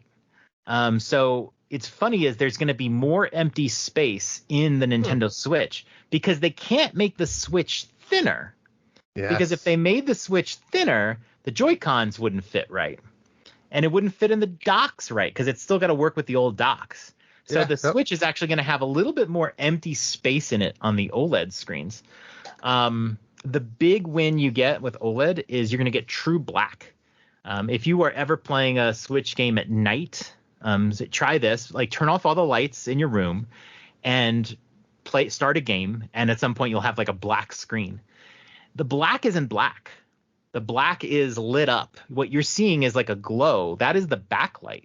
There's no way to do true black on an LCD screen. OLED can. And the reason being is there's not some big backlight on an OLED screen. The pixel is emitting the light. And when you have black, it's emitting no light. So if you're in a dark room with an OLED screen and you're on a black screen, there's going to be like no light in the room. And what that does is it actually makes your images clearer because there's some ghosting and lighting effects that alter the true image of something because of the way the backlight works. So a lot of these games, this is a great time to go back to some games that you've played before and play them with a better OLED screen. That's going to be really exciting. I don't know what games we might all plan on playing again. Well, I think Diablo will be a perfect one because we're going to be playing it for about 2 weeks. And there's a lot of original, and then we're going to be switching over, and it's going to be a big difference. Should we wait until October 8th? I don't know if I can wait. I mean, think about how much progress we'd be behind everybody. We'd be like 2.5 weeks behind people. I know. All right, but it will be great, especially for a game like Diablo with a lot of dark colors. Yeah. The OLED screen is going to be fantastic. Mm-hmm. So yeah, OLED is great. Also, OLED is supposed to be more energy efficient, but Nintendo's reporting the same battery length times. So you never know with this sort of stuff until you actually have it in your hands. But yeah, some of the advantages of OLED, like the thinner screen, we're really not going to see, and apparently the battery power is not super affected by the OLED screen either. But it's going to be great. So that's what OLED is. And as for what do we call it, OLED or OLED? I think everybody uses both, but OLED is what, 2 syllables? OLED. If you went to Best Buy and you were looking at TVs, would the guy say, "Oh, here's a nice OLED," or would he say, "Oh, this is an OLED TV"? I feel like with the TV, you say OLED because it sounds more grand. Correct. But that's why when I've you're never dealing heard with cell phones, I don't know. You just say an OLED screen. I don't know. I've never heard someone say OLED until recently. Oh, now you've heard it. Yeah, I've heard it. Number 8. The other big news we got this week, I guess it's trickled over the last couple weeks. Mm-hmm. Quality of life updates for Skyward Sword are apparently more impressive than we actually thought. You know, it's funny. Me and you were almost like on the fence, skipping this game, and now me and you are like, I'm all in. I can't wait. I'm gonna get the Joy-Cons. I want the Amiibo. It's like I'm pumped. I can't wait myself. I honestly, I decided I wanted to replay the game because I really forgot most of it. Same. But I was like, oh, God, I got to deal with Fee again. There were those little annoyances I remember. And like over the last couple of weeks, all of those annoyances I can think of are gone. It's also what we found in the last couple of weeks. I did a comparison video, by the way. Nintendo posted a little video this morning of a little part of the early tutorials where they teach you to climb up a set of boxes and jump over a gap. And I posted a comparison video of the clip that Nintendo showed this morning and then a playthrough. And I mean, literally, it goes from like 12 dialogue boxes to like 1. It's amazing. And that's not like an incredible achievement by Nintendo.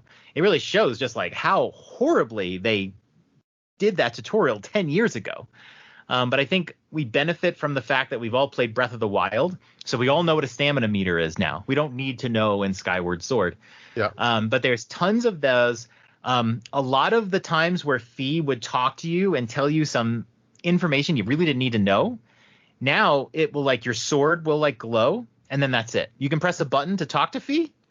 So if you're like a beginner or something like that, yeah, talk to Fee and see what she has to say. But you can skip them. So that's great. Dialogue is now skippable and I didn't remember this. I had to look this up today. In the original game, you couldn't really skip the dialogue. If you held down the A button, the text would scroll faster, but you couldn't like skip it, like tap, tap, tap, tap, So tap, you're tap, gonna tap. skip like the main story dialogue, you think?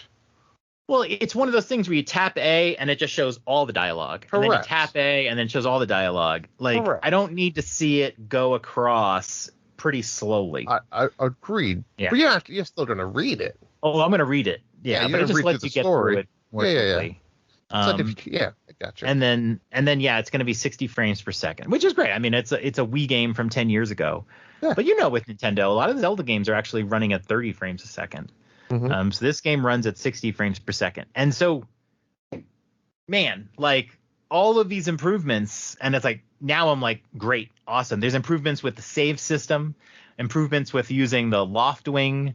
There's so many more improvements. Like Nintendo said, this is just some of them. Like they went through and they really kind of improved all these things. So I'm totally excited. I can't wait.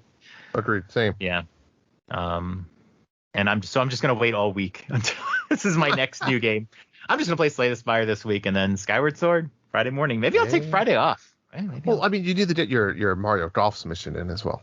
Well, yeah, I'll rush through that. Oh yeah, I see what you did there. You'll rush through.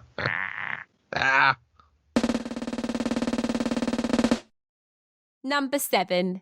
I got a question from Timmy Neoprime 33. This is an interesting one, Drew. Which would you rather have?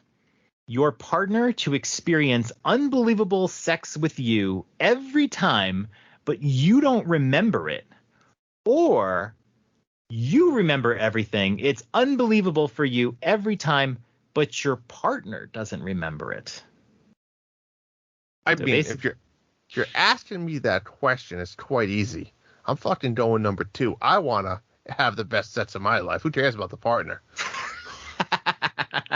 I mean, what good is having sets every time if you don't remember it? Yeah, I feel like if I'm given this choice, if this question were like, the sex is great for you, but it's terrible for your partner, then I might be like, well, I might want to sacrifice here. But this is like your partner doesn't remember it. So she doesn't know if it was good or bad. That's right. So I'm going to remember it. Hey, it sounds selfish, but it's a hypothetical. So It's not selfish. It's not selfish, John, at all. yeah.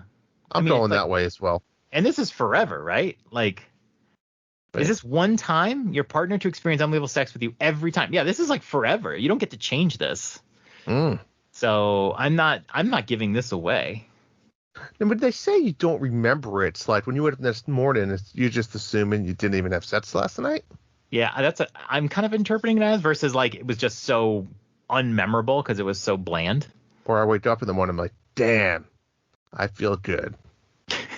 That was great. And my wife will look at me like, what are you talking about? Right, exactly. And you're like, she doesn't even know. But I'll show you again tonight. Maybe that's better if they don't remember. It's like, hey, we haven't had sex in a while, but you can't pull the, well, we had it last night. I'm like, no, we didn't. See? Yeah, this is an easy one. That wasn't even hard at all, Tim. Right on the next time. Make it harder. Yeah. Nah. That's what she said. Let's step up the intensity. Ouch!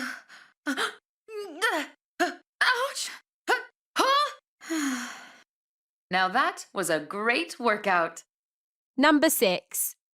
All right, now that we got Nintendo Switch OLED model, what are the top remaining demands by Switch owners? Drew, what's left for you? What did you want to see? What are your last complaints? What do you, now that you have a bigger, brighter screen, that was always something everybody wanted. Kickstand, cool. Some people really wanted a better kickstand, not everybody. Got a little bit more storage, you got better audio, and these things were not things we always heard a lot about. But what are like the things left that you're like, I really want this? I really want to not have to wait 10 days to know how many hours I played a game. Why do I have to wait 10 days? I don't understand that. Why does it make it? If it's an internal clock ticking, like, what is it? Like, why do you have to wait? I have interpreted it as some sort of like competition thing where they just don't want people to be like racing. Like when a game comes out, like Diablo 2, right?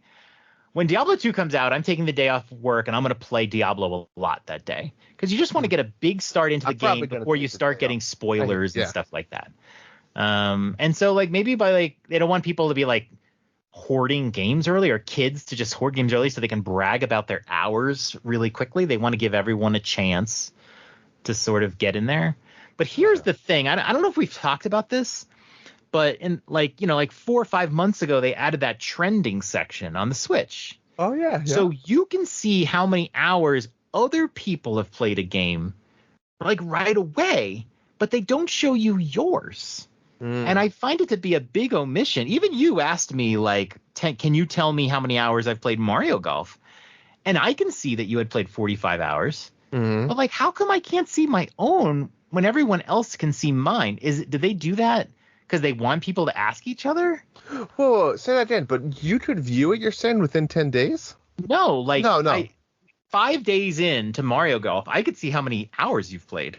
No way. Is that Yeah, real? go to the trending section. You can see what people have played on new games.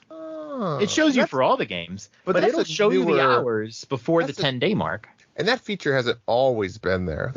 I don't want to say new, but it's newer. No, it's absolutely new. If you look at somebody's profile, it'll say like for a game, they first played this game 4 days ago or something. Right. First played this game 9 days ago. But if you go to the trending. On the trending, it'll show you their hours immediately. It's still within rounded to 5 or so, unless it's under 5. But yeah, so like, yeah, when I got Skyward Sword comes out Friday, and ask me on Saturday, and I'll tell you how many hours you've played on Skyward Sword. But you can't find out your own. You have to ask somebody else to look at your trending. It's weird. Why don't they just show you your own now that they let you see everybody else's? You can't see yours. That's weird. That is weird. Yeah, like I still want to see the D-pad on the left Joy-Con. Why? You still want that? So on the Switch Lite, you get a D-pad, and it became my Tetris machine. I only ever played Tetris and Pac-Man 99 on my Switch Lite. Let me tell you right now. Let me shatter your dreams. That will never happen. The Switch is meant to be taken apart and played tabletop, whatever. You're never going to get a D-pad from Nintendo on that. But are people just not smart enough to like map the buttons to a D-pad? I mean, people are just trying to bitch the other way, right? Because now they're going to take it apart and say, "Well, I don't have buttons. I have a D-pad. I want my buttons back." You're never seeing a D-pad. Yeah, well, I don't think you'll ever see a Switch that comes with the D-pad Joy-Cons. But why not sell it separately? Yeah, buy the NES controller or the Super NES controller or the Pro controller. You can even just sell one Joy-Con, left Joy-Con with a D-pad. That's going against like your brand. Yeah, but they already did it with the Switch Lite. That's like saying if you're a company that sells organic food, you're going to just make one thing that's not organic and sell it under your name. But they already sell it not only with a Switch Lite, but there's that Hori D-pad. There's a Hori controller that has a D-pad. That's an official Nintendo Switch product. They've already done it. But it's not happening. Yeah. I mean, I'm not saying it's going to happen. I just want to see it. I don't know. I don't need it. Yeah, I still want to see it. But yeah, I'm not holding my breath. We've talked about folders in the past, organizing your games. Yeah, that would be. I mean, I'm not one that plays like. I probably only play three games at a time, so like it's always on the main screen for me. But I get it. if you Had remember every the other 3DS, there's certain games that you play a lot that you would love to keep on your dashboard all the time, just as a like reminder that it's there. Oh, let me go back to this. They just get lost really soon. Like you said, yeah, like Slay the Spire for me is probably might not even be on the main page anymore. Oh yeah, it's probably not. But I wouldn't mind jumping on and playing a run. Devil's advocate here, I will say here's one reason why we might not see it. We did see it on the Switch and we did see it on the Wii U and the Wii, right? However, what was our big complaints with the Wii U? My biggest complaint with the Wii U was the home screen and the setting screens took forever to load. A game with like impressive 3D graphics. I mean, I know it's a Wii U, but like going through settings was a nightmare on the Wii U, and that was one of the biggest complaints. I mean, and the really Switch, one of the greatest compliments of the Switch is the dashboard is so smooth. Going through the settings is so fast. True. And if you play with the Wii U, if you go back to your Wii U and go through settings, you're like, oh my God, this is horrible. So let me ask you this: how does that relate to like Xbox and PlayStation today? When you boot it up, I can't even tell you what either one of them's menus look like. But how does that compare? Oh, the Xbox is very snappy. But again, more power, like you said. But it's a very powerful console.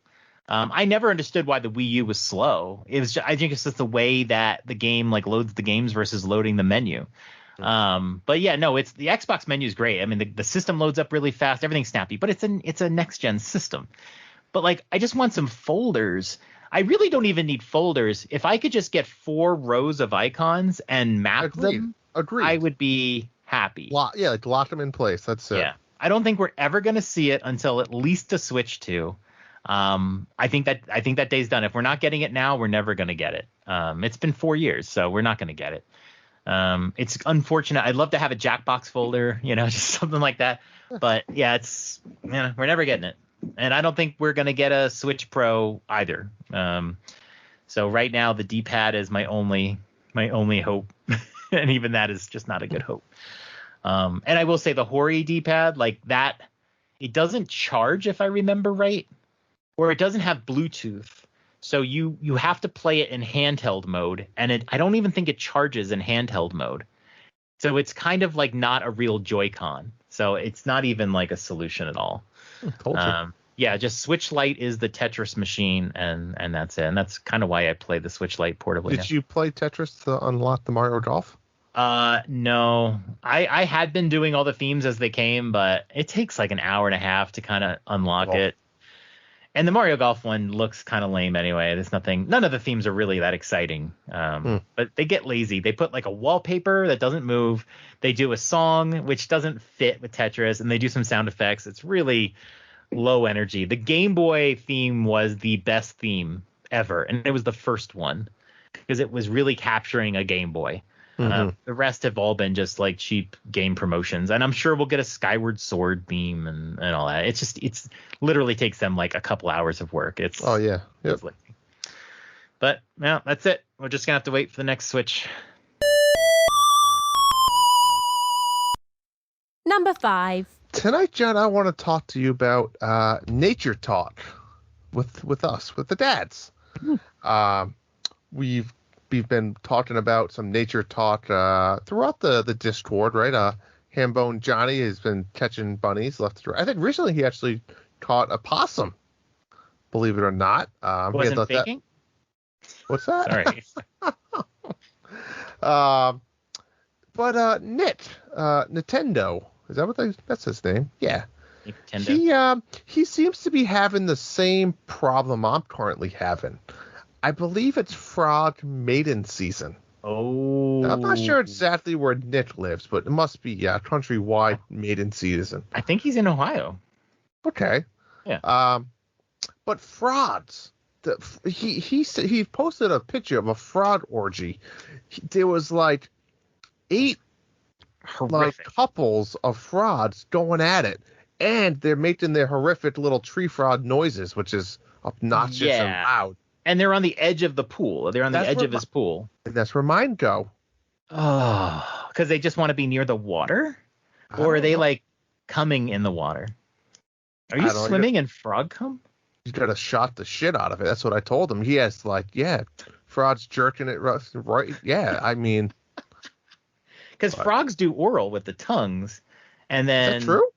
Yeah, and then the frogs give like hand jobs. No, I don't.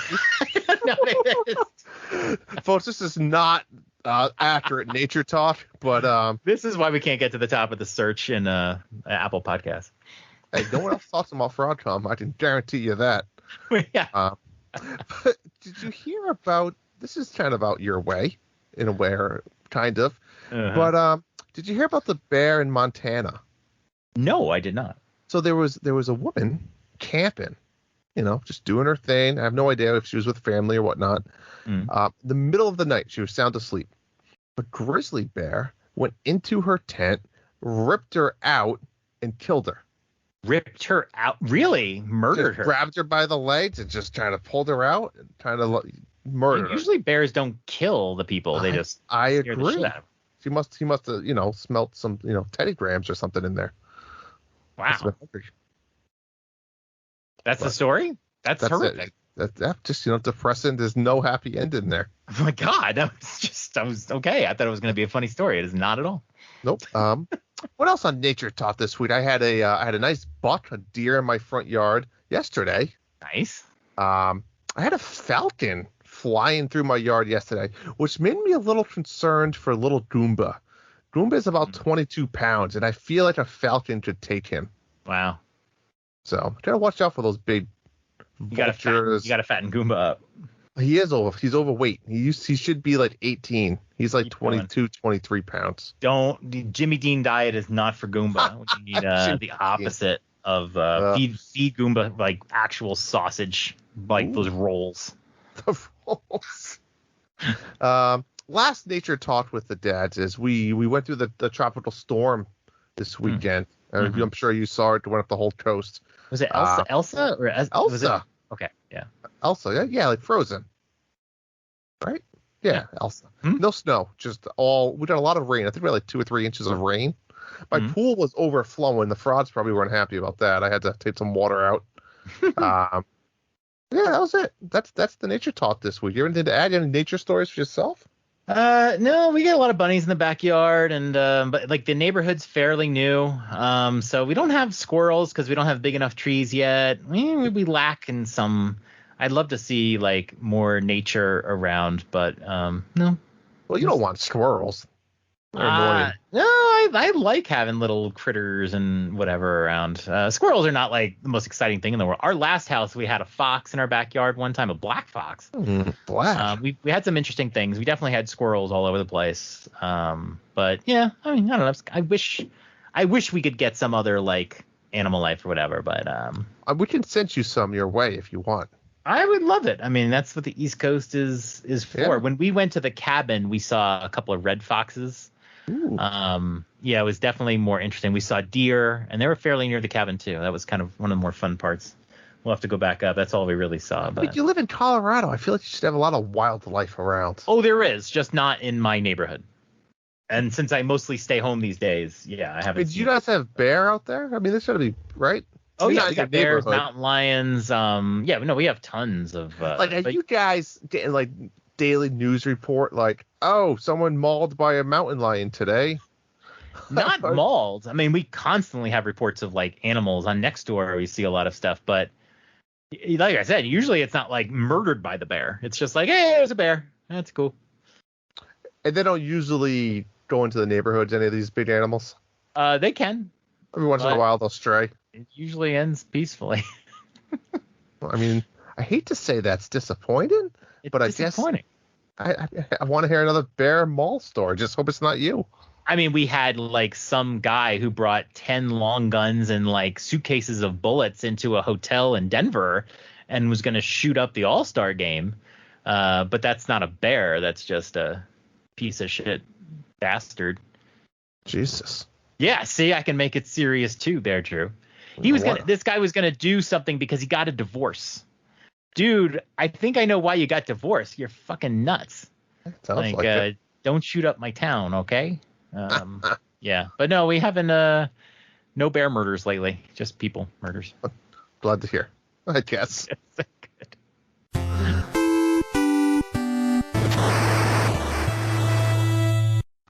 Number 4.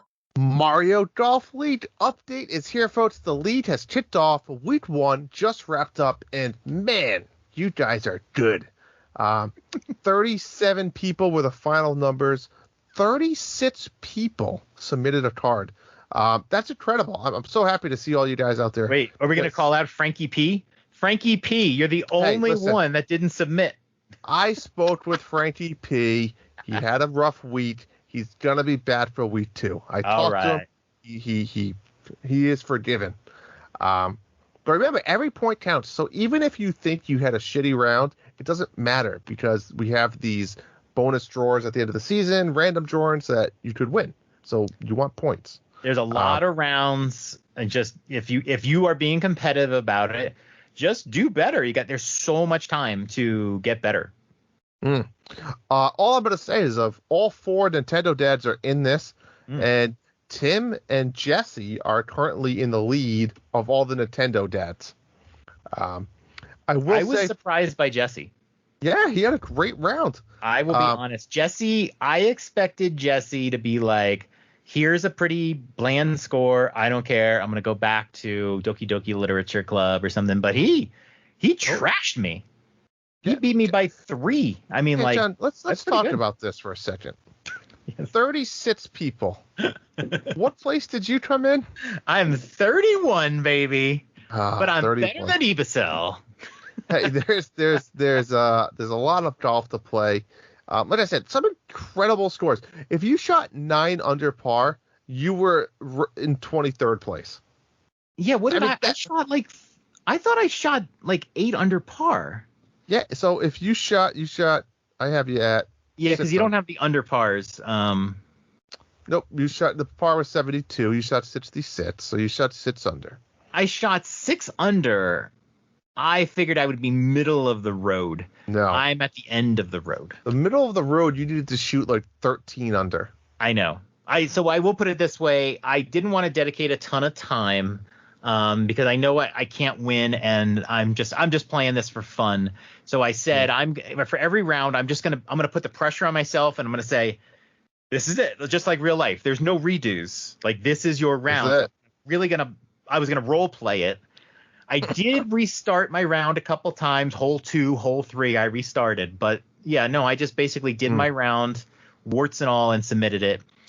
Maybe not this week. Maybe I'll give it a few tries and see if I can do a little bit better. Because 31's kind of embarrassing. That's embarrassing. So it's funny you say role play in there. You know, I was golfing the other day, and now so much Mario Golf. It's like I'm standing over my ball. This is real golf. And I'm looking at a shot, and I'm like, if I could just kind of be like Mario, and I could hit it out and then control it and then turn it, I think I could get it on the green. It's a shot that, like, I had no control, no business trying to hit. But in my head, I just went for it. Like, I'm sure you've done this. You ever played a video game, whether it was like a racing game or something, and you're like, I can do that in real life. And then when you're like, no, the mechanics don't work that way in real life.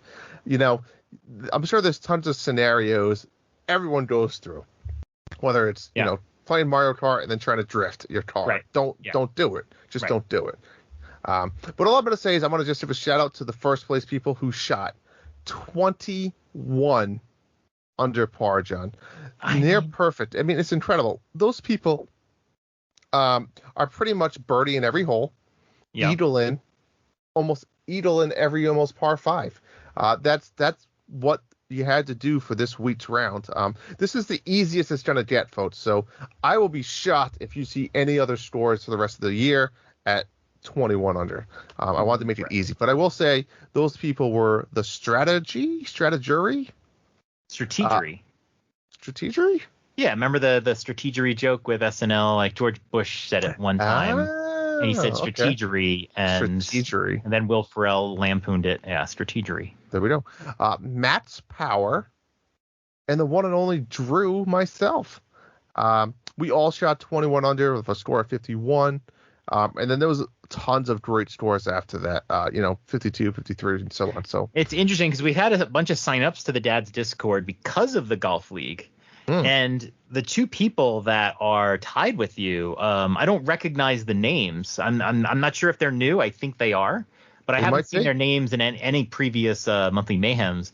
And so obviously, what happened is we drew in people who really are excited for Mario Golf. So it wasn't like, oh, I want to be in that golf league, and then they kind of came in at 31st place, right? Yeah. They're like, oh, I want to play some golf. I think I can win. And so, I mean, obviously, there is no perfect score, right? Like a perfect score is you never have to putt. You just put the ball in. You did a 2 on every away. Right. Yep. So, and nobody's going to really do that. No. But realistically, right now, what we're kind of calling a perfect score is you one putt every time at worst. Which would be about 18 under. Right. So I would say 18 under is like the perfect score. So anything above that is crazy. Ooh. I will say in my round that I submitted, I got a hole in one. So that helped right there as well. An unexpected extra shot there. So you basically need to get a 21 under, which is what we have 3 of, right? You would have to eagle. You got to put some balls in from like hundreds of yards away. Or eagle every par 5, which if you have, a player that hits it long, you could be putting for eagle. Well, sure, but for a few holes, you have to put it in without putting, like from long distance. It's possible, or like you said, a hole in one instead of on a par 3, like that sort of thing. Yep, absolutely. So that was week 1, which is now wrapped up. Week 2, however, is now here. We will be playing speed golf this time. So the way speed golf works, obviously you have to hit your ball and then run to it. And we're going to play best time. So what it does is it counts every second while you're playing, and then every shot you take, I think, adds 30 seconds. So you want to find the happy medium of best score as well as running fast. So we'll talk about that. That's strategy right there. No me's are allowed. We're playing the desert, balmy dunes, 18 holes. And the tees are standard, the wind is normal, and special shots are on. Special shots were not on last week. Oof. So if you shot 21 under and you use special shots, you're a cheater. I don't know. There's no way to prove it. That's all I can say. And it's going to be the same thing. Please submit by Saturday. I'm flexible with the midnight thing. It just needs to be done by the time I wake up. Mm-hmm. When I wake up, I'd like to just have my cup of coffee. I get the laptop, and I update it. So worst case, like 7 a.m. my time. But I'm not going to be asking people. I'm just going to do it. So if I don't see it when I wake up Sunday morning, you didn't get your round in. Okay. That's how that works. So that's it. That's next week. I'm excited. It's just fun. Keep turning it. Let's go. I'm going to do better than 31st place. Number 3. All right. Mario Golf. Let's talk about it again. Tips with Drew this time, John. I'm here to help you get better. That's what I want to do. So I talked about it earlier. Speed golf.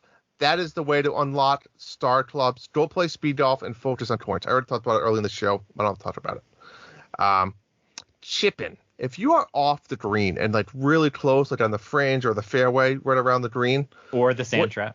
The sand trap's a little bit different situation. Okay. But if you're chipping, the key is you want to hit like between 50 and 60% of the bar, like before the flag. So you want to go about halfway to the flag. Yeah, it really rolls.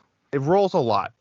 Or you can try to go right for 100% and just slam dunk it, but that's hard. And then if you miss, you're screwed. Yeah. With speed golf, running, I find sometimes, like if you use your special, I feel like your special isn't that great. I feel like it slows you down sometimes. Yes. Okay. If you just hold B and go for the hearts, I feel like it's just faster. Depends on the character. I was using Paulina, and she motors. And like I didn't realize it. Like she's faster than my me is not really that fast. Even with B, it barely makes a difference. I know it goes faster, but it doesn't feel right. Paulina motors. Yeah, she motorboats. Yeah. Use your special run move like in the rough or in the sand, or if you're really good, depending on your character, you can time it where some of them jump. So you can jump from like fairway to fairway. Fucking jump. Yeah. That drove me crazy because I got an upgrade to that in the campaign mode. Yeah. And it was like, oh, there's a heart. And then he like fucking jumps over it. Like, It's ridiculous. and what does the jump do? Like, is it you can land on somebody? Like, Maybe. what does the jump do? I don't want to jump. Yeah. Yeah, I agree. I'm not a fan of the people that jump either. I agree, 100% agree. Yeah. Another tip: don't always use the clubs they recommend. It's okay to change the clubs. You do need to look at the elevation quite a bit, right? If you see that it's blue elevation and it's going up, typically it means you want to hit like an extra club. You want to hit the ball a little bit further. It's not going to go as far. If you see the red arrows pointing down, it means you want to hit. Putting? Are you talking about putting, or are you talking about? Shoot, when you look at the map. Yeah, when you're hitting into the green, right? You look at the elevation. There's usually blue arrows, means that the green's higher than where you're standing. Okay. If that's the case, you want to maybe hit a little extra club. So if it says you're hitting a 7-iron, you might want to actually hit a 6-iron. If it's red, it's the other way. Red means it's below you, right? So if it's saying that you should hit a 7-iron, you might really want to hit an 8 or 9-iron. You don't want the ball to go as far. Right. Okay. The other tip is spin is your friend. I put spin on every single shot. Yes. And just remember, if you're hitting like a 3-wood, it's not going to spin as much as like a sand wedge or a pitching wedge would. The higher the ball goes, the more it will spin. So if a pitching wedge goes high in the air, it's going to spin more. So you might not want super bad spin with a sand wedge. Okay, let me try to give some spin details. Tell me if I'm wrong. Okay. So when you just play Mario Golf, if you're not paying attention to tutorials or anything, you're going to tap A to start your swing, and then you're going to tap A when the meter goes up at the top. You're going to tap A again. And then there's like a second phase that happens that you might be confused by because it just goes up and then stops. Usually in a golf game, you would hit A to get to the power, and then it comes backwards and you have to time it so that you hit it straight. This game doesn't do that. It's all random.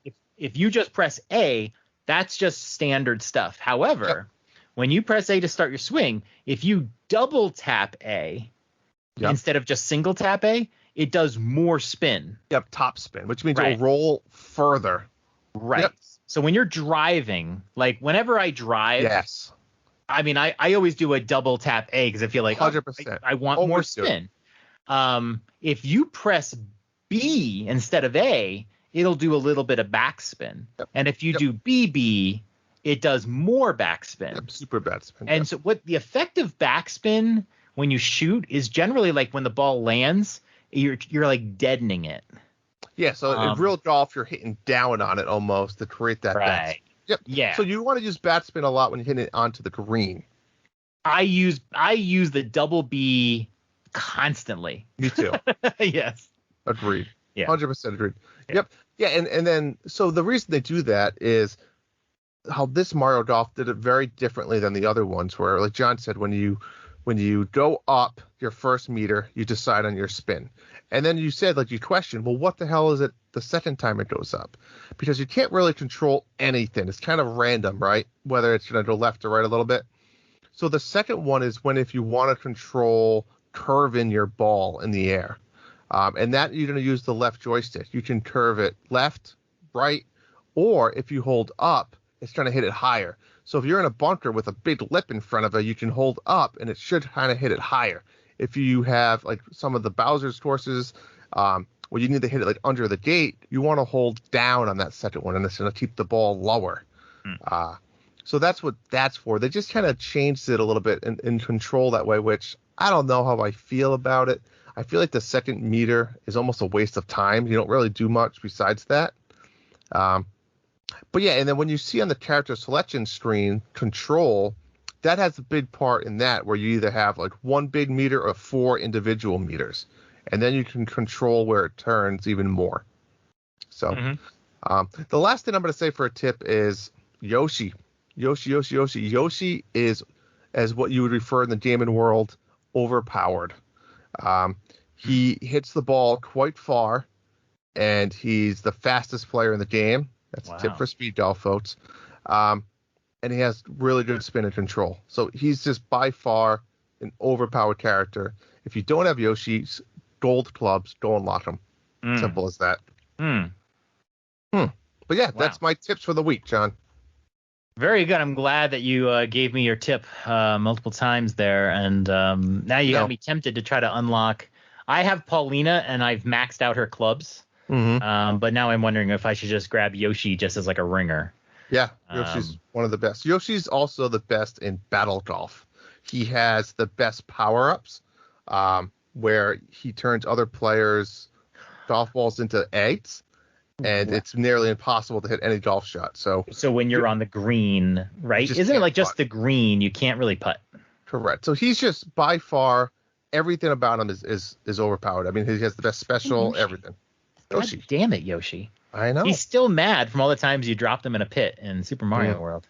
It's funny, Yoshi. Get over it, Yoshi. Yoshi has always been one of the best Mario Golf players. That's a fun fact for you. I wonder if the main developers are just big Yoshi fans, the way Sakurai is a Kirby fan. That's true. I mean, he made Kirby, but yeah. So there you go, folks. Still playing Paulina. Number 2. All right, I have a story for you, Drew. I love stores. Last episode, 2 weeks ago, I said I was playing Sekiro. Shadows Die Twice. I can't keep track of these games. This is like a Soulsborne game. It's made by From Software. It's just like the Souls games, but instead of having a sword or whatever in a Souls game or magic, this game you just have you're a ninja. You do have a sword, but it plays a lot differently. It's more about parrying and stealth and sword, and that's it. You can't play as a magic user. You can't play with a big axe or anything like that. You don't swing your sword. It's just sort of like a cha-cha. Anywho, Cha-cha. I'm a big fan. I have been a big fan of the Soulsborne games, and I think I mentioned last time that I've beaten 3 of them. I beat Demon Souls, I beat Dark Souls, and I beat Bloodborne. So coming into Sekiro, I knew that it was going to be hard, but I was going to have a lot of fun, and I love the challenge of a game. And I didn't mention it in the games we played, but I quit on Sekiro very early last week. The reason being is there's just some huge game design flaws in that game that make it very unfun. There are so many boss battles or mini boss battles or elites or whatever you want to call it. So many of them. And these boss characters have way more energy. And they throw so many attacks at you that you're expected to parry. And what I found, the reason why I quit, I was in this mode of constantly looking at YouTube to find out, how do I beat so-and-so? And there would be some like cheat. There was one character where they say jump on the cliff. When he jumps up to the cliff, hit him and then jump off the cliff. When he jumps down from the cliff, hit him and jump on the cliff. I mean, give me a fucking break. So it was just one after another. These characters are so overpowered, and they have multiple energy bars, 2, sometimes even 3. Mm-hmm. And I just got so frustrated going into an area, getting my ass kicked over and over. Sometimes the difficulty is because you're in a very narrow room and the camera's messing up on you. Just not natural. As you progress through the game, you're learning to parry, you're learning some new techniques, and then you fight these bosses and everything goes out the window. It becomes being cheesy and cheap and finding like exploits in the room, and I couldn't stand it. What I wanted to talk about, though, was once I decided to quit on the game, and I've done this before, I go and look at reviews of the game. So, yeah, here's a game that I just can't stand. I really didn't like it. What did other people think? And I started looking at reviews, and I found a video that IGN put out, shortly after the game came out a couple years ago, that said, does Sekiro need an easy mode? Okay. Perfectly legitimate question. Like I said, I have beaten 3 of these kinds of games. I love challenge. Sekiro is just a different beast. It's just a different beast. And I thought the question was valid. This game was very enjoyable. I loved playing the game parts. It was the bosses that were just forget about it. And what I found when I went to this YouTube video, which was very well done, they had a nice debate about whether it should or not. Some people said it shouldn't. Some people said it should. It's just a fair question. They're asking the question and people are debating it. The comments were beyond toxic. Beyond. This was basically the ground for people. These are like the most obnoxious gamers, Gamergator people, whatever, to come in and just say the most toxic shit. Here's some of the comments that were written. Game literally designed to fight boss fights. If you put easy mode in Sekiro, it isn't a game anymore. Just some clown fiesta running simulator. Then there was, sure, as long as they call it game journalist mode. I like games that don't have an option for difficulty. It centralizes the game mechanics and is a fundamental part of the ambiance of the game. I want the game to challenge me, and I don't want to choose to be challenged. Okay, that was less toxic, but that's like some deep, well-written literature right there. Yes. Now here's the problem. The problem with the debate is Sekiro does not need an easy mode. It needs a normal mode. It only has an insanely hard mode. Okay? So we need a normal mode. If you took Sekiro and just kept the game exactly the same, but made these bosses, instead of having 2 energy bars, just 1. I can't even tell you. Imagine you're playing a game, Drew, and you're fighting a boss, and their energy is getting down, down, down, and you finally beat them. And you're like, yes, you had a challenge. You fought them 10 times. You had to figure out their patterns, and you beat them. And then their energy bar just resets, and you go again. It's like you don't reset. We've played that stuff. Yeah, and you don't reset. Yeah. And I've played a lot of final bosses have multiple phases, and you just know that's not going to happen.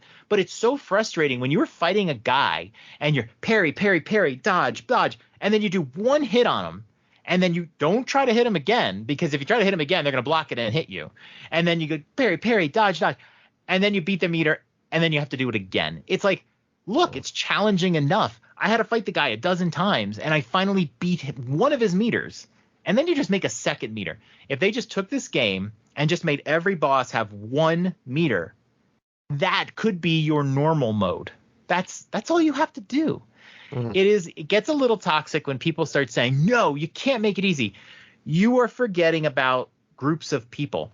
There are people that play games that are not as good at video games as you are. Okay? These arguments come up all the time. Is this game too hard, too easy?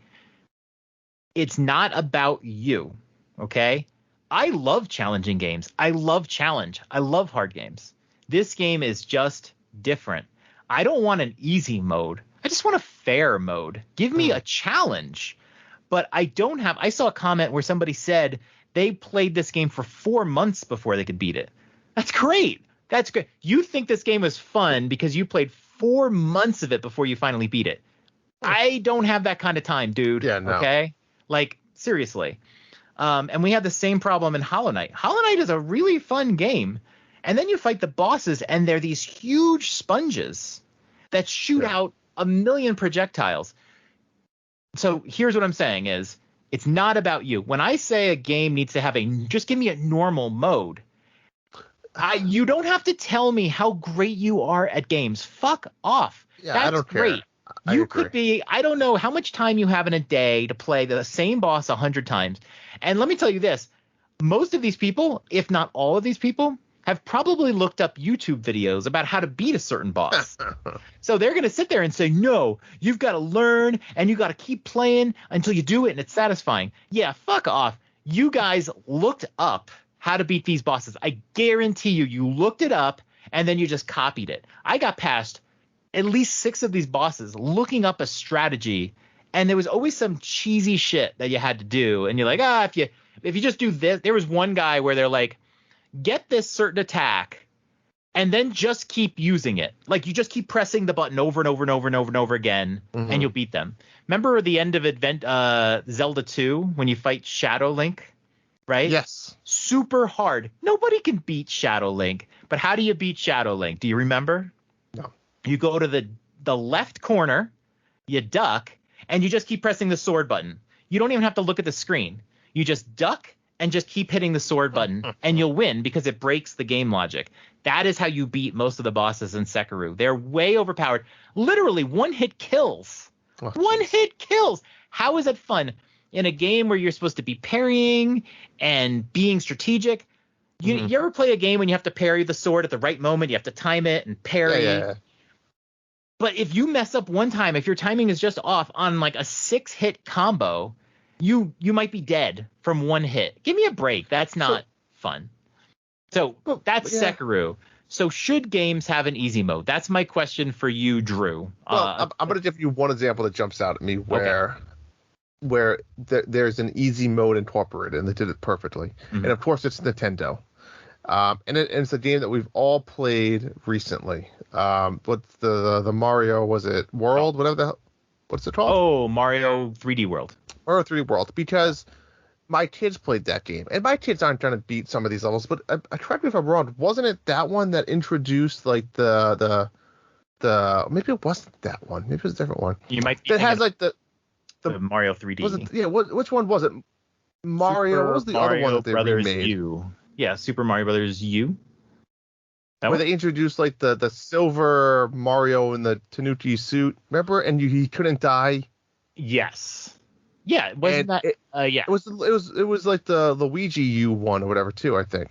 Yeah. My point is that it's a game where, and it asks you, would you like to go through the mode this way? And you can answer no, right? Because it had the little blot. It added the little blot at the beginning of the level. It's like an invincibility block. Do you need help just getting through this level? Because us as publishers and developers of this game still want you to experience the game, right? And that's what it sounds like this game didn't do, where if you can't beat this boss, you're now stuck and you're dead in the water. You can't move on. So there should be some built in, whether it's 5 tries, 10 tries, 20 tries, I don't care. But from your point of view, it's like, I get a video game is a game that you're paying and you want to be challenged, but it's also a story that you want to play. It's a story you want to finish. It's a movie. It's all of that, right? And that's the problem. That's where the toxic shit comes from, because you can't have a conversation with people about, is this game too hard? Because there is this sizable group of people that feel like they don't want an easy mode because they want you to know how good they are at games, right? Who cares? I don't think there should be an easy mode because you are imposing on my domain where I can beat this game. Then when you beat the mode without activating the invincibility cloak, you get a little medal that says, look, you beat the game without activating easy mode. And you show that off if that's what you want. And I'm going to say it. I'm going to say it because we know it's true. It's white guy shit. That's what it is. It's not women. Right? Yeah. It's white guy shit.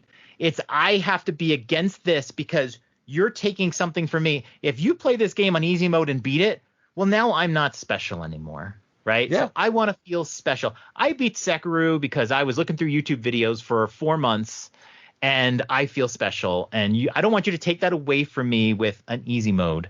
Yep. But you said something that was like you understand me, but you actually said something that showed an inherent bias. You said we want to play games that challenge us. That's not true for everybody. That's not true for everybody. I think let me rephrase that. People play video games to manipulate a person through a storyline. They want to have the ability to make decisions and move that person and make choices and all of those things. That's what I'm saying. Whether that's a challenge or an enjoyment could be two different things, right? Right. Like a challenge from a generic point of view, but not always a difficult challenge, right? You're being challenged with a puzzle. You're being challenged with a problem, but it doesn't mean it's like a high difficulty. So I'll use as an example again. Yep. Here's the example. My wife loved Hollow Knight. Michelle played Hollow Knight every single day for a long time. Thank God it was before Animal Crossing. And loved Hollow Knight. But she could not beat the bosses. She went through every area. She found lots of things, lots of collectibles, hidden things, whatever. Mm-hmm. She had so much problem with the bosses. And that's when I knew that they had fucked up the design on Hollow Knight. The bosses are just stratospherically out of this world difficult. And a lot of times she would hand me the Switch and have me fight the bosses. And I had a challenging time with the bosses. Mm-hmm. Like, I knew they weren't easy. I'm not an expert game player, but I was like, yeah, these are challenging. These bosses are tough. They like throwing 1,000 projectiles at you, and they're so spongy, okay? And there's no energy bar on them either, so you don't even know how effective you're being. So it was too much. But she loved the story. It took her 100 hours to beat Hollow Knight. I was like, wow, this is a big, long game. I was listening to NBC when they were talking about it, and Tom described it as like a 10 to 15 hour game. And I was like, wait, what? I was like, my wife spent 100 hours on this game. It's because she kept dying to the bosses, and then you have to, because one of the other design problems is they didn't put a lot of the save areas near the bosses. Oh, so then you had to travel to go to the boss over and over and over again. Poor woman, she just kept going. I'd give her credit. She loved stop. the game, but it was too difficult. She wanted to see the story. She wanted to have a challenge, but not a huge challenge. But like you said, that's a perfect opportunity to do this invincibility thing right before the boss. Do you want to do it? Yes or no? Yeah, like, I mean, like they even said, like, skip the boss. But like, if they just would have had, and like I said, Hollow Knight's another game. You don't need an easy mode. You need a normal mode. The Hollow Knight is a hard mode. You just need a normal mode. If you just take the bosses and cut their health in half, that would have been the perfect challenge for Michelle. And a lot of people that played the game that stopped because it was too hard. It gets a lot of praise, but a lot of people stopped playing because the game was too hard. So this argument is like, look, that's great. You can beat Sekiro. You can beat all the Dark Souls games. You can beat Bloodborne with a DDR pad. But this isn't about you. This is about people. There are people with physical handicaps that play video games. That's going to be shocking to these people. That with handicaps, that they're limited by their physical mobility, or they have visual impairments or whatever, that they have no shot to play this game. And you can't tell me this game's not for everybody. I understand not every game is for everybody, but I love difficult Soulsborne games. I bought Sekiro. That this game was for me, and then it wasn't for me. Now, if you want to tell me sometimes games aren't for you, well, that's great. Can I get my $30 back? Because if I can get my $30 back, then that's fine. But I paid $30 for it, and the boss fights are just so unfair. But at the same time, what the studio does here is now they rub you the wrong way, right? Where I'm done. I'm done with the Soulsborne games. I'm not going to play any more games from Software. $30 if you're not going to be able to finish it. I'm done. Yeah. And I'm a good gamer, but I'm done. Like, that game was so unfair. I mean, Bloodborne was a really hard game, but when you fought a boss, they had one energy bar, and they didn't throw 18 attacks at you and say, you need to parry this attack 18 times within 3 seconds, or you're going to probably lose 3/4 of your health. Like, that's not... No, right. I agree. It's unfair. Now, I want to wrap up this segment by turning it around on you and say, is there such thing as a game being too easy? A lot of games can be too But easy. is that okay? There are games that have, like, you go in and you play normal. They say easy, normal, and then they have hard mode. Usually with those games, I always play normal at first because you don't know how difficult the game's going to be. I always play normal mode first. And then if I replay the game, and if I found it easy and I want to replay it later, I'll put it on hard mode. I did Tomb Raider when I replayed it recently. I put it on hard mode for an extra challenge. I understand when games are easy, you don't enjoy them. But again, it's subjective to everybody. A lot of people just want to focus on the story. They want to experience the game. Yeah, they don't need the super difficulty or whatever. And you don't have to. I saw somebody also say, you're entitled. You feel like the game is entitling you to have an easy time. No, that's not what it is, douchebag. What it is you want this game to be available, accessible to as many people as possible. Correct. And Celeste did it right. Celeste was a very challenging game, but they have a little mode where you can tinker with the game rules to make it easier. So you can make it so that when you jump, you float longer, or, there's a whole bunch of things. And literally when you change it, it actually gives you a warning screen and says, the game developers created the game for the experience they feel like is the best experience, but we understand people are going to have challenges. So this is totally fine, but just know that you're tampering with the intended experience. And that's fair. And then people went in and changed it. Yeah, but I think that's good, right? So that's a good example where the developer understands the audience and then making the game anywhere from an entry-level player to an expert. And Celeste does that, right? They made it, you can play for a young kid, can probably play with this help, all the way to the expert where you have the collect-a-thon, and you can collect the strawberries and the cassettes, right? So, and the same thing about the Mario, right? As simple as that. Do you want the invincibility cloak, or do you want to collect the 3 coins in this level? And then that's what I think makes the difference of a really good video game versus an okay. That They understand the audience and they can make it fluctuate between different age groups. Yeah, I think in the old days you could brag and say, "Oh, I beat Mega Man 2," or "I beat Legend of Zelda," or like But those days are over, John. Those Adventure of days are Link. done. Exactly. Those days are over. If you said years ago, if you said you beat Adventure of Link, people would be like, "Ooh, that's really good." But that's when the game market was this isolated market, mostly boys. There was playing. You needed to buy the magazine strategy guide, and that was your only option. Exactly. Yeah, and those people are reading the strategy guide and saying, "No way." But we are at a point now where the difficulty, if you wanted the max difficulty, that's now captured in achievements and trophies. Like if you want to go through the game and play it on hard mode, and you'll get this trophy, and you can show off that trophy and say to people, "Look, I beat this game in hard mode," and I'll be impressed and go, "Wow, that's pretty good. That was a hard game on easy mode." That's what trophies do now. Just do it like that. If you go to Celeste and you change this setting, you won't win this trophy. We've seen it in games. You won't get this badge. You won't get the max score. That's how you do it. You want your game available to as many people as possible. I've played games. I can beat Hollow Knight, right? My wife was not able to beat Hollow Knight without my help on the bosses. I was able to beat Hollow Knight by myself. But I also think that game is way too difficult for what it is. They should have made a hard mode. And I can say that having beaten it. It's okay to think about other people. So that's my advice to the YouTube commenters that were saying they should call it game journalist mode. No, these game journalists are really good at games, and they can beat the games on their own. It's all about, but I am doing a review, and this is too hard for people. Mm-hmm. And it's totally fair. Even if you beat the game, it is totally fair to say this game is too hard.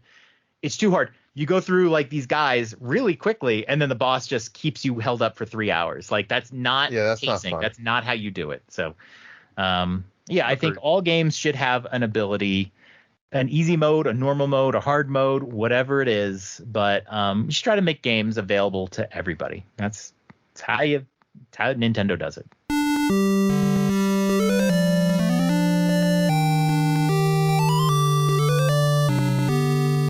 And number 1. All right, John, the last one here. Similar conversation, I think that we just had a little bit, but this time I want to ask you, do we hold video games today's world, to too high of a standard, right? I think, we're going to use Mario Golf as our latest example, since that's the hot topic, right? People say, oh, Nintendo published game, Mario Golf, I love Mario themed, I love Nintendo, I'm going to love this game. And then when they get it, they say, well, shit, this is a golf game. Like, no shit, it's a golf game.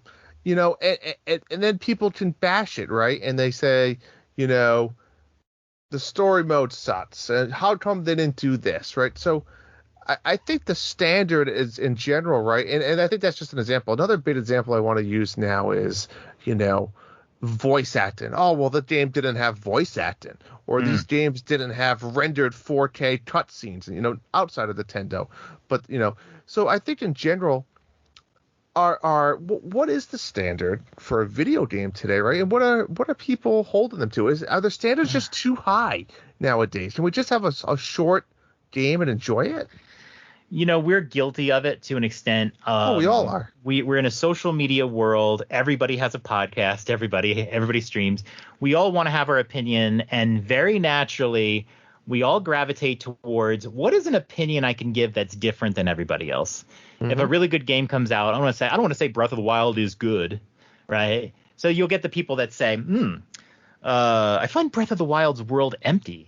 Then when a lot of people said that, they go, you know what about Breath of the Wild? I feel like the sword breakage is not good. We get these different opinions. Mario Golf got criticism because it didn't have enough modes, and it was escalated by the fact that it had a mode called Solo Challenge Mode, which you thought was going to be like, here are some challenges, and it was like, no, it's just one player mode. I don't know what that was. I still don't understand what it is. I don't understand. I feel like it's something they changed at the end. They were going to do something, and maybe we'll get it, but they were like, we don't have it right now. I think one thing that I see a lot of that does frustrate me, we saw this with Animal Crossing. When Animal Crossing came out for the Switch, there were some things that were in the 3DS version that were not in the Switch version. And it became kind of this thing like, oh, they took this out. They did not take anything out. Animal Crossing for the Switch is its own game. They didn't take things out because what it was on the 3DS, they can't just bring it over, or you're going to have these horrible resolution graphics and whatever. Mm-hmm. And also the game is different. You're on an island or whatever. Sometimes themes don't match up. They don't take things out. That's not how it works. Mario Golf is lacking 4 features. Once you play, basically everyone's flow is you play through the campaign mode. Takes about 5 hours. I'd say a little bit more than that. A little bit more. Yeah, I agree. And then you go to play golf. And if you're not playing online, you'll play a round of golf and you'll be bored before you reach the end of it, because you're like, what is my goal here?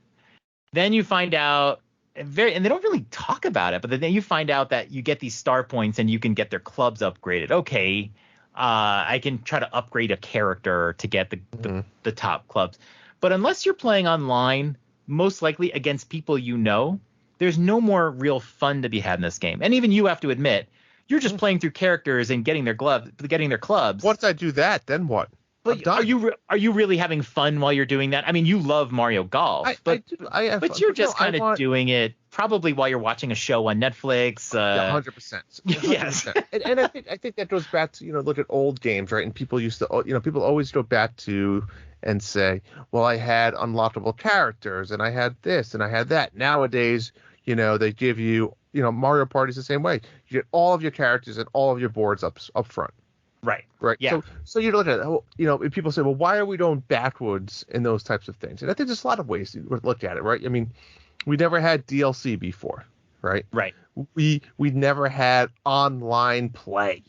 I think it's different. I know yourself and myself, we both love unlockables, right? That makes games fun. And they try to do it different ways. In Mario Golf, they try to do it with the clubs. And it's tough. They're looking at ways to, probably have DLC. I mean, we know we're getting DLC, right? I don't even know if it's free or paid. Oh, it's probably going to be free. I would think it's free. Yeah. And who knows? But it's an interesting choice, right? I mean, I think they could have exposed, if they would have exposed the club thing, like if there was a screen where you saw the players and you just saw like a little club and it was empty, and a club with a silver and a gold, you'd be like, ooh, like I want to unlock those. But it's actually kind of hidden, right? Don't you think it feels hidden? If you go to stats and characters, it will say like 1,000 points to unlock. Yeah. Right, but you have to go down. Like I want to see it right in front of me. Like I wouldn't even know. A lot of that stuff is weird in Mario Golf, like we said. I mean, but again, is that a preference thing? I mean, I don't know. Is that the standard? Is the standard too high that saying, why don't we have unlockable characters?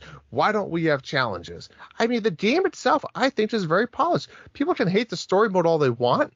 It's fun. It's different. They try to introduce new things. People complain about the courses. What do you expect? The courses are fine. I like the courses. They feel like golf. They did good. Yeah. Yeah, I think some of the criticism of Mario Golf, and I know this is like getting specific about Mario Golf, but that's what I feel like. This is the topic. Some of the criticisms were unfair. I think like almost like some people want like a miniature golf type course with something really interesting, but it feels like a natural golf course. Yep. I don't love the wind in that one where that's very vertical, but I got used to it. I didn't know you can put the ball into the funnel. I thought only you did. But like. Mario Golf, there is some legitimate criticism of Mario Golf because unless you're playing online against people only like the real golf people like you can find some fun in it. But for me, someone's more casual. Like I'm not playing it. I'm playing it for Mario Golf League. Yep. And then like there was one like a couple like I think once we played a few matches. Yep. Whatever. If we played 4 people with the dad's Discord, battle golf and stuff, I would have more fun. The battle golf is fun, although it's kind of a bit random, but it's fun. I mean, like, it's kind of like a flip of the coin. But the story mode was lacking. I feel like the writing was lazy, and I say that because golf. If you play Golf Story, the writing is funny. The challenges are unique. They give you challenges like, okay, now you got to play this golf course. We got to do this thing. And there are times in the campaign mode of Mario Golf where they make you do like shoot the ball into the buckets. Which that should have been like the challenge. We go back to that solo challenge. That's what I thought that stuff was going to be. And I think we'll see it. I think they just didn't finish it. But the fact that Golf Story blows away the story mode of Mario Golf, I think is what has people upset, because you have the resources of Nintendo behind this. And an indie game just blows it out of the water. Well, let me ask you this. What Mario sports game had an amazing story mode? I don't know. But that's my point. We are all upset that we wanted more out of it, but where's that standard coming from? Well, my other theory is that in the older consoles, like the GameCube Mario Golf and all that, when we think of Mario Baseball and all that, we think, oh, it was so much better. I don't know if it was so much better, but we generally played it with our siblings together, couch up. And now we're kind of playing solo. You know, I think that might be part of it. But you got to remember too, right? So back then, like we same examples, didn't waste resources on online play and other battle modes because they know it was couch co-op and they knew people wanted to do unlockables and they knew there wasn't going to be DLC, right? So they designed games differently back then. Now is a different time. So my point is when they created games back then and they did all these things, people still want those things. So their standards are higher, but they are we're getting a lot of other stuff. Online play doesn't come free. You don't just develop a game and all of a sudden online play comes with it. That takes development time. DLC takes development time. So is there unlockable characters? Maybe not. You know? Right. Not right now. Right now, but maybe there will be, or maybe we're going to get free new characters. So I think it's just the standards are different, and I think that gaming that's developed over the years, people now want every single type of development that we've ever seen in these games incorporated into one game. Right. You know, it's never going to be all of it. Yeah. Except for that's my point, I guess. I honestly don't have a problem that the game is a little stripped down. I mean, like, it shouldn't be, but like, I'm looking forward to when they announce new content and then I'll jump back in, play for a little bit, and then they'll announce new content. They did that with tennis. I don't mind that. It keeps you interested in this game longer. You'll play online longer. And every time they add new content, you see a lot of people come back in, and then the online component like is big, and then it goes away and whatever. I look forward to when they add new characters and that sort of thing. So I don't mind that it's a little stripped down. You got a campaign mode, you can play online, you can play solo, and you can unlock the clubs. That's about it, but that's okay. Later on, we'll get some new stuff or whatever. I do understand the criticism of you're going to make me wait a year to give me a few updates. I understand that criticism. I don't think it is. I don't know what the word is. It's not disingenuous. I think that's legit. A legit criticism. You could either you and I don't find that a big deal. Other people do find it a big deal. And I don't think they're being disingenuous. I think I've heard Marty say it. I don't think he's being disingenuous. I think that's how he really feels. So I think it's fair. But I've heard people say this isn't a $60 game. I'm not going to buy it. It is a $60 game because it's really fun. Yeah. And you can play online with random people. You can play online with friends. There's a lot of fun to be had. It's a golf game. What did you expect to get out of it? Yeah. In fact, when I played Golf Story, I love Golf Story. I played the story mode, and I figured I would play regular golf, like the courses against people. I never did.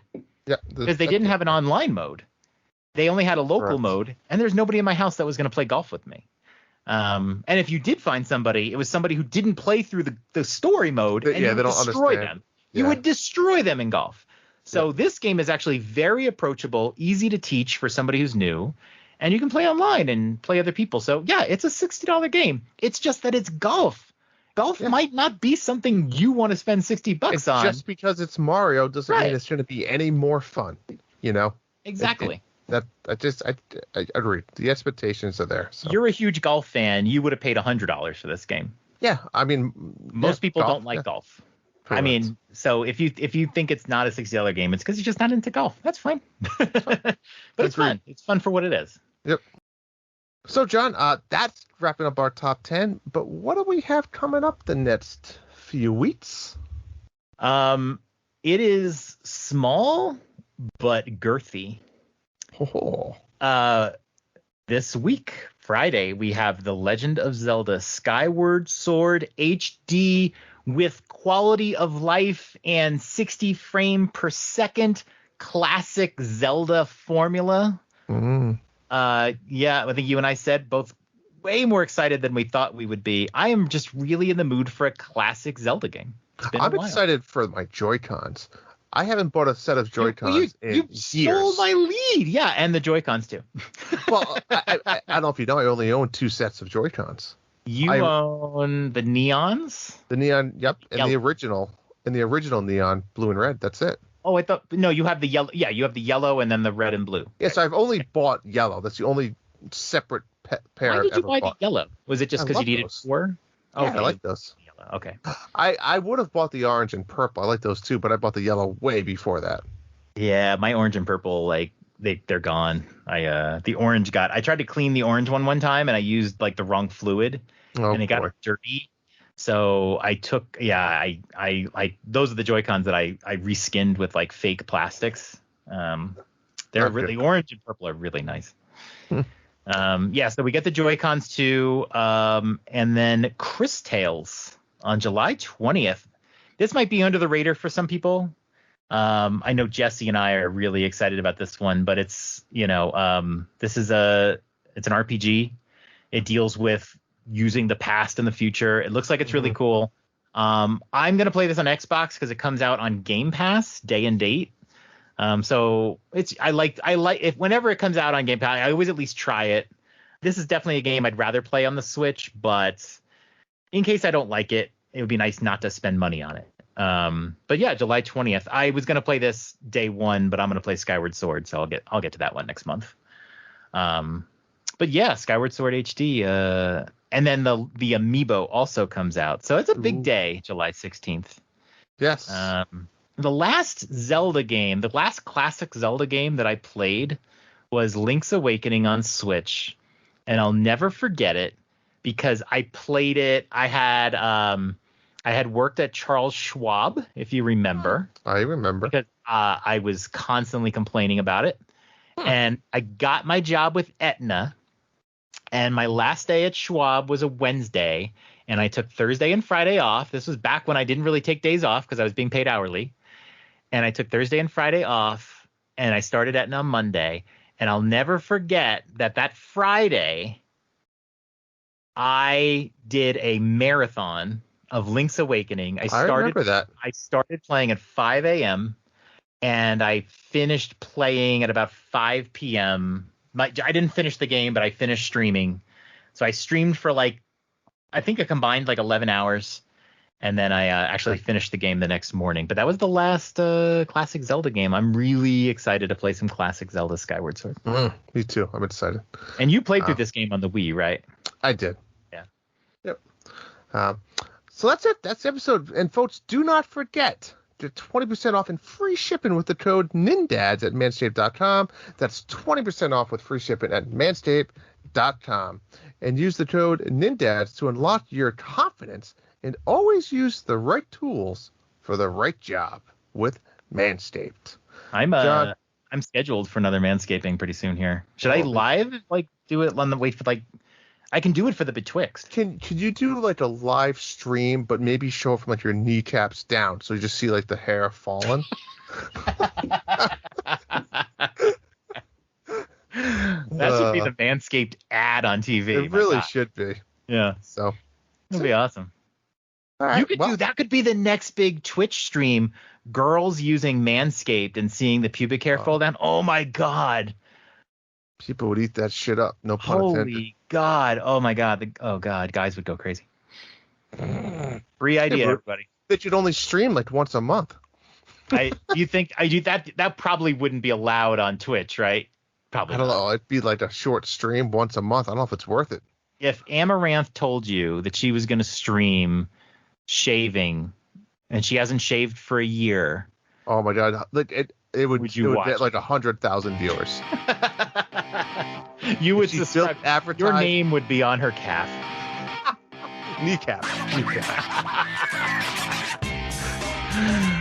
Oh, Lordy. Alrighty, John. That's it for me. Good night, guys. Good night. The Dads After Dark show is a part of the Nintendo Dads family of podcasts. You can subscribe to us anywhere podcasts are available, including iTunes, Google Play, Spotify, and Stitcher. Be sure to join us on the Nintendo Dads Discord in the Dads After Dark Show channel for some naughty After Dark talk.